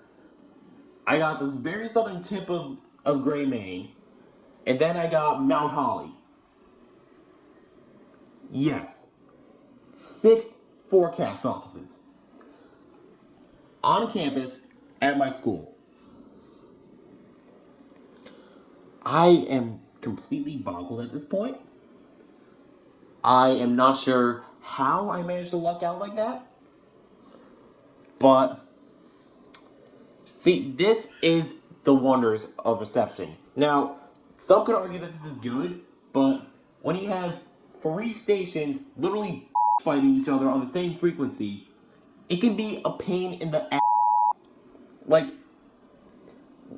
I've DX'd up at school before. I think during the aftermath of that insane Trovo event back in September, like a few months ago. And no, I'm not gonna be that cringe guy and say last year, because last year literally counts a whole 365 days ago, and it's literally been 3 fucking months. Get over it. So, 3 months ago, back in September, I had this massive Tropo event that stretched from literally northern and central Maine southward into central North Carolina, over by Raleigh proper. By some miracle, I was able to get, I got, the furthest north station that I got was KHC 47 in Medibemps. Yeah, don't even ask me how to fucking spell that. You got KHC 47 up in Medibemps, Maine, operated by Caribou. How do you spell it? God damn it! But yeah, you got KHC 47 up in Medibemps, Maine. Then you got WNG 543, which is in Jonesboro, I think? I forget. It's a marine station operated by Caribou, I know that. But you also got WNG 543 that I got. WNG 575, the infamous Gray, Maine station that I've gotten a couple of times on Packmonadnock in Peterborough, New Hampshire. Then WXO 93, KHB 47, which is literally fighting KWO 35 every goddamn day. And then you got, I also got WXM 60 in Howell Township, New Jersey, which is operated by Mount Holly, which I've gotten many, many times. I've gotten WNG 704 in Hibernia Park, Pennsylvania, also a Mount Holly station. I also got KHB 38 in Atlantic City. On that DXing event in September, I got some Sterling, Wakefield, and I believe one time I got a Blacksburg station. I also got a Raleigh station. Actually, and Michael can confirm this. I got WNG 706 in fucking Garner. I even sent Michael the footage, and I believe I still have it. Whoa, where the fuck? Oh, okay, that's up in Binghamton territory. I cannot get Oneida County. But if I pull up my favorites here, What is it? Binghamton issued a winter storm warning for what was it? It was. I could try to get it. It's Oneida County. It's way too. I can't even get it even with my main stations, so it's probably not even worth it. Yeah, you have to find a stream that serves Oneida County, but either way, getting back on topic here. So I actually still have the capture right here.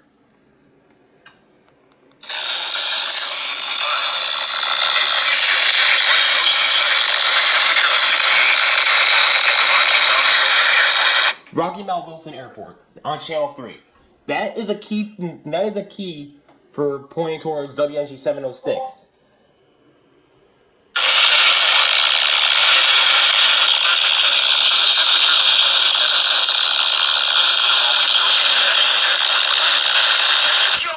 Yeah. Now you heard that. The Raleigh-Durham International Airport Climate Summary. Raleigh-Durham, Channel 3. The closest station that serves Raleigh Airport, WNG 706 in Garner. And I got that nearly 500 miles away in Trumbull. Now, this is more so like a positive thing. It's not really a pet peeve. Sometimes I wish I could get stations all across the East Coast. I know that's not going to happen because ideally transmitters like that only output like 1,000 watts at most. And lowest I've seen was like 125 watts at least. But literally the fact that on some cases, okay, I apologize for deviating from my pet peeve. This is more so like a positive event, so to speak. But literally, Tropo is good when it's not messing with your stations. Reception, when it's taking in utter shit, thanks to some sort of like tropical event or something, like what Michael had to deal with back in 2018 up until April of 2020. I could tell he was not happy with the signal issues that he was having. He was livid that he couldn't get any of his main stations. He only had to rely on KHC-27 over in Rock Hill, which again, I don't know how he can get that station from a freaking little Switzerland. But what I find incredibly funny is when stations literally fight each other. Like, legit, if WXM80 were to go off the air right now, if I went to my 996, which is hooked up to my antenna outside, I could get WXL37. If I took my 993 and went outside, if I went in just the right spot, I could get WXL37. And up in Monroe, if WXM80 were to go off the air, I would have WXL37 and WXJ41. Now, honestly, if you're planning on collecting radios, you can obviously live wherever the hell you want, whether it be by choice or by current living situations. I honestly am happy that I have 4 stations that serve my county. Unlike New York City, where they only have 1, I really hope Upton puts in a transmitter somewhere in somewhere in the lower Hudson Valley or somewhere closer to New York City. Well, actually, no. Maybe even a New Jersey transmitter, assuming it won't interfere with Mount Holly's transmitters.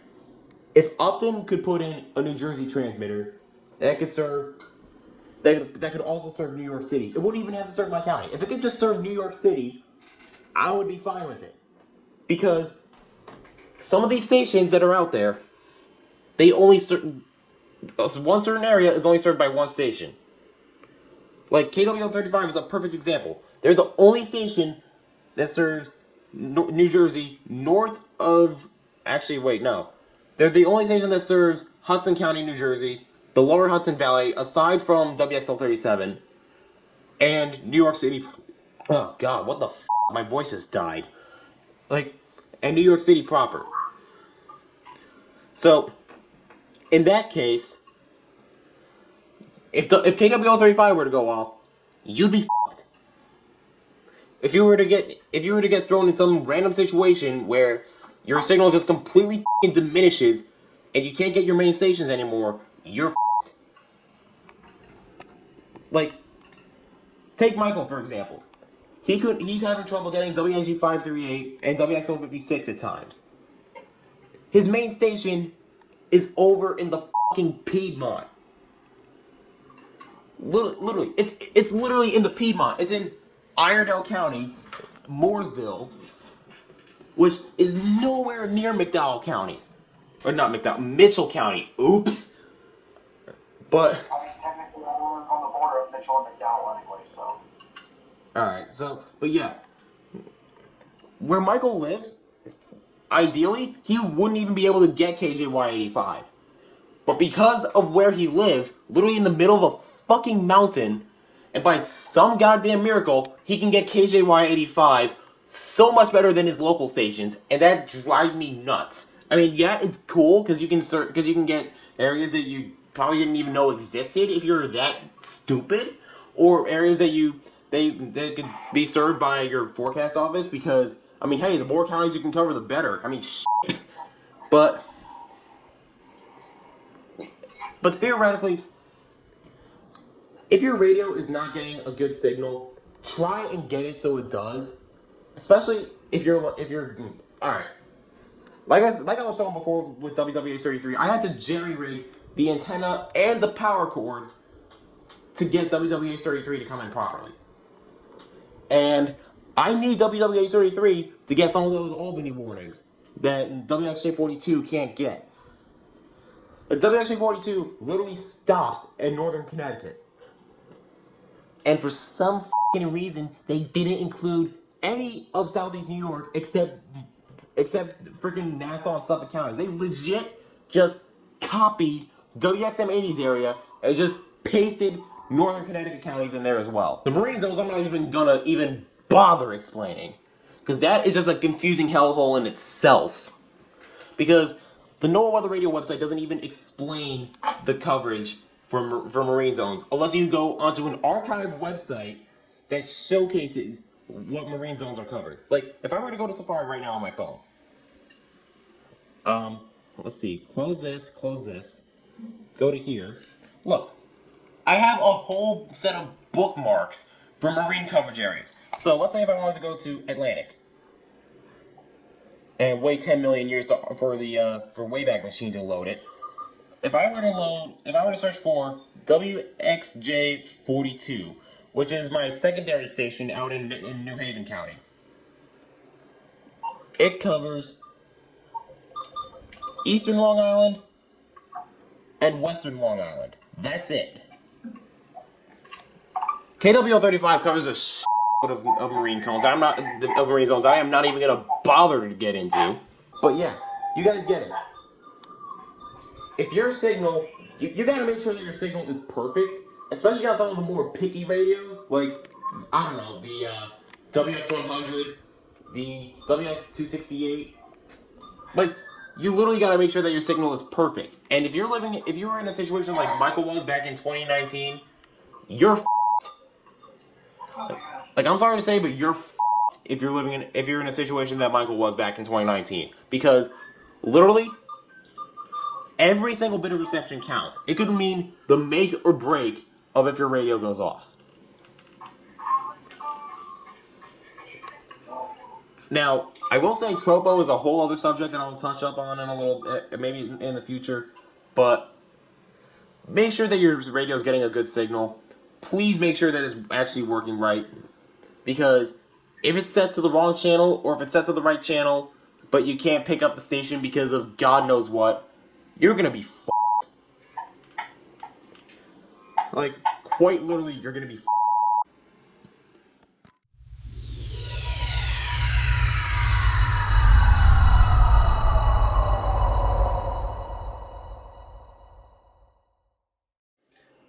Alright.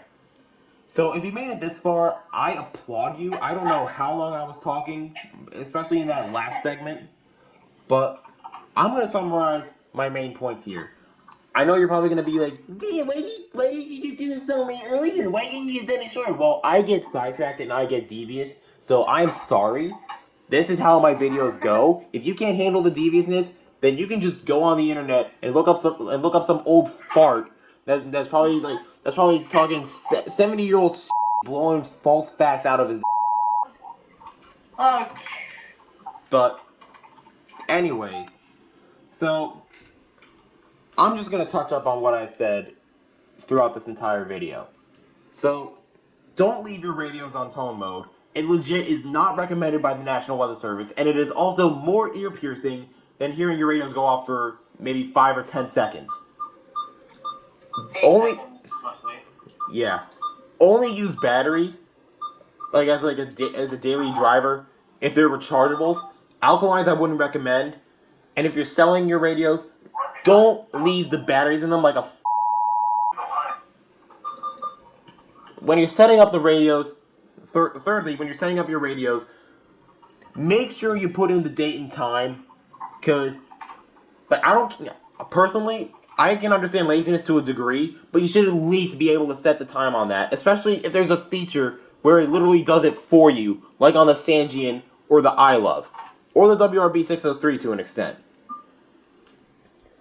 If a radio is breaking internally, I mean, you can try and fix it if you can. I can't guarantee it'll work, because, I mean, I'll admit, I haven't really done that much internal work. The only thing I really did was fix the speaker on my WX500 when when the speaker wire actually snapped off. Make sure that you at least try to fix the radios internally. If you don't want to risk breaking it even more, I can understand. I mean, Michael was able to fix my old 74210 that activates for the weekly test, and I'm still kicking myself in the foot because I gave it to him. No offense, but and what I mean by activating for the weekly test, I mean it sounds a siren for the test. That's mainly what I'm referring to. My 74210 goes off for the test, but it doesn't have a siren, which that's kind of why I'm kicking myself in the foot. But anyways, how many times are you kicking yourself in the foot? Too many. Anyways, if the faceplate is broken and you still have the faceplate, put it back on. It's not that hard to do. I think there's some techniques for like removing the yellowing from radios that have suffered sun bleaching. My WX268 really needs to be fixed with regards to the sun bleach. I can't even fix the screen hinges. Those are just beyond belief. Same thing with the wall mounter. That is also now, and if you're selling your radios, it's kind of like tagging on to the battery thing. But if you're shipping if you're selling your radios, Jesus Christ, I can't even talk. I've been talking so much. If you're selling your radios, I would recommend personally offering shipping, because it's going to open up to a wider range of audiences that are looking to buy a radio off of you or something.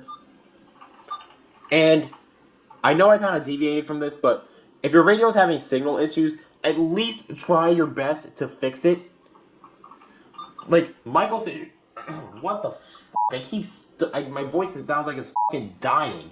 But if you were in Michael's situation, like where he was back in 2019, and the signal couldn't even work, even with what you tried, I can understand that to a degree. I might still go crazy over it, because that's just me. I am like a signal freak.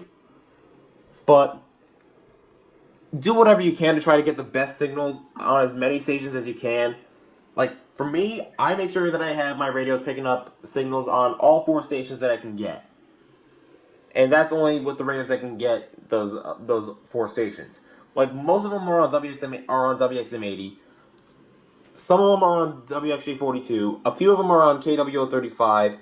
And some are on and one is on WWH33. I did have my Sangean on WWH33 for a short period of time, but as you guys saw, I changed that over to WXJ42 because it was not picking it up reliably. But aside from that, and Tropo is a whole other subject. I'm gonna try and do my best to talk about that in another video. The fact that some stations will even, like, you can get stations from literally anywhere on a daily basis. Like, Michael was able to get that Jackson, Kentucky station. I don't know how, but the fact that he can get that station from where he lives, that boggles my mind on so many levels. Let alone the fact that he can get stations in the Piedmont that he theoretically shouldn't even be getting to begin with. And I know people are going to be screaming in the comments like,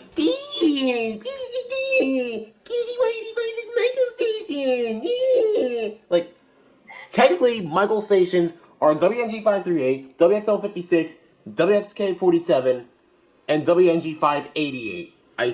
Actually, Michael, if you're still there, does WNG588 serve Mitchell? No, they serve Avery though, but not Mitchell.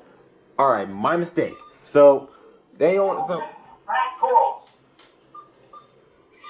I mean, Michael was able to get it in Mitchell County, but it doesn't, but now I just learned that it doesn't serve Mitchell County. So, hey, new thing for me. So, it serves, so technically, his county is only served by WXL56, WNG538, and WXK47.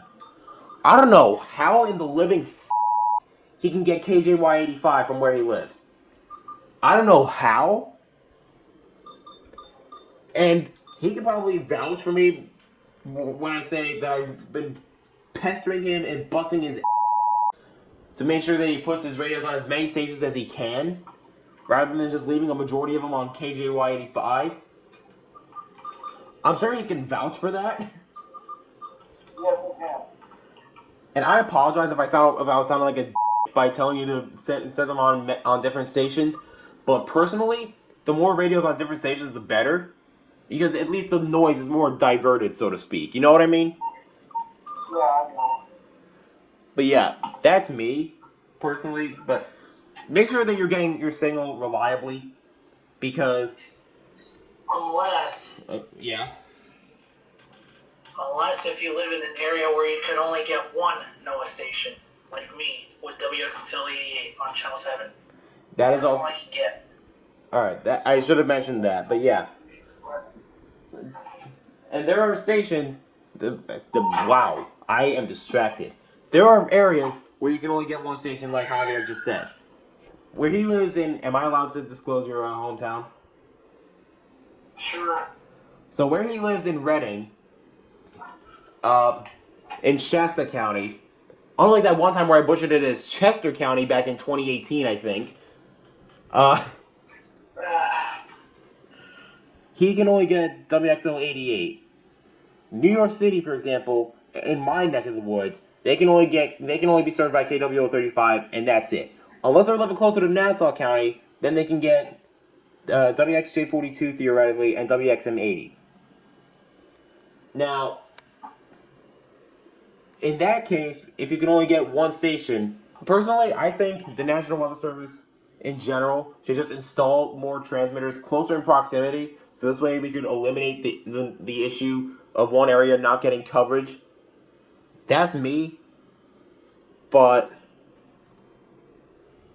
yeah, that's just me, because this way it could at least minimize the signal issues. And just as a little sub note, try and not stick to certain frequencies. Upton has stuck with the three main frequencies, channel 1, 4, and 7. You guys know the frequencies. 162.4, 162.475, and 162.55.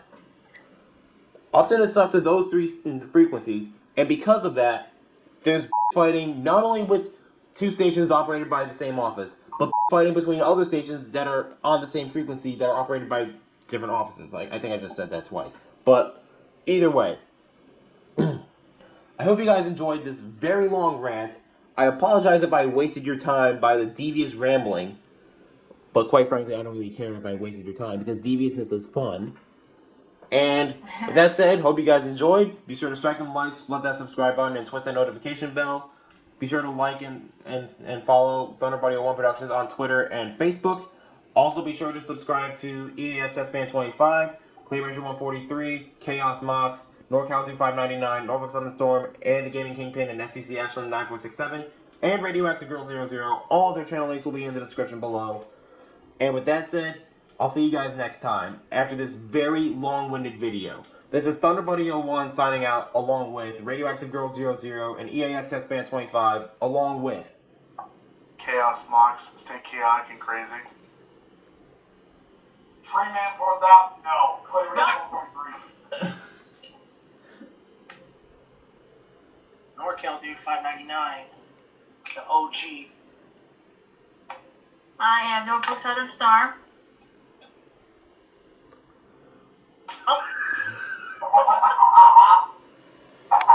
The return of Talman. It's the return of Aspen Gangsta's white cousin. Oh, Christ.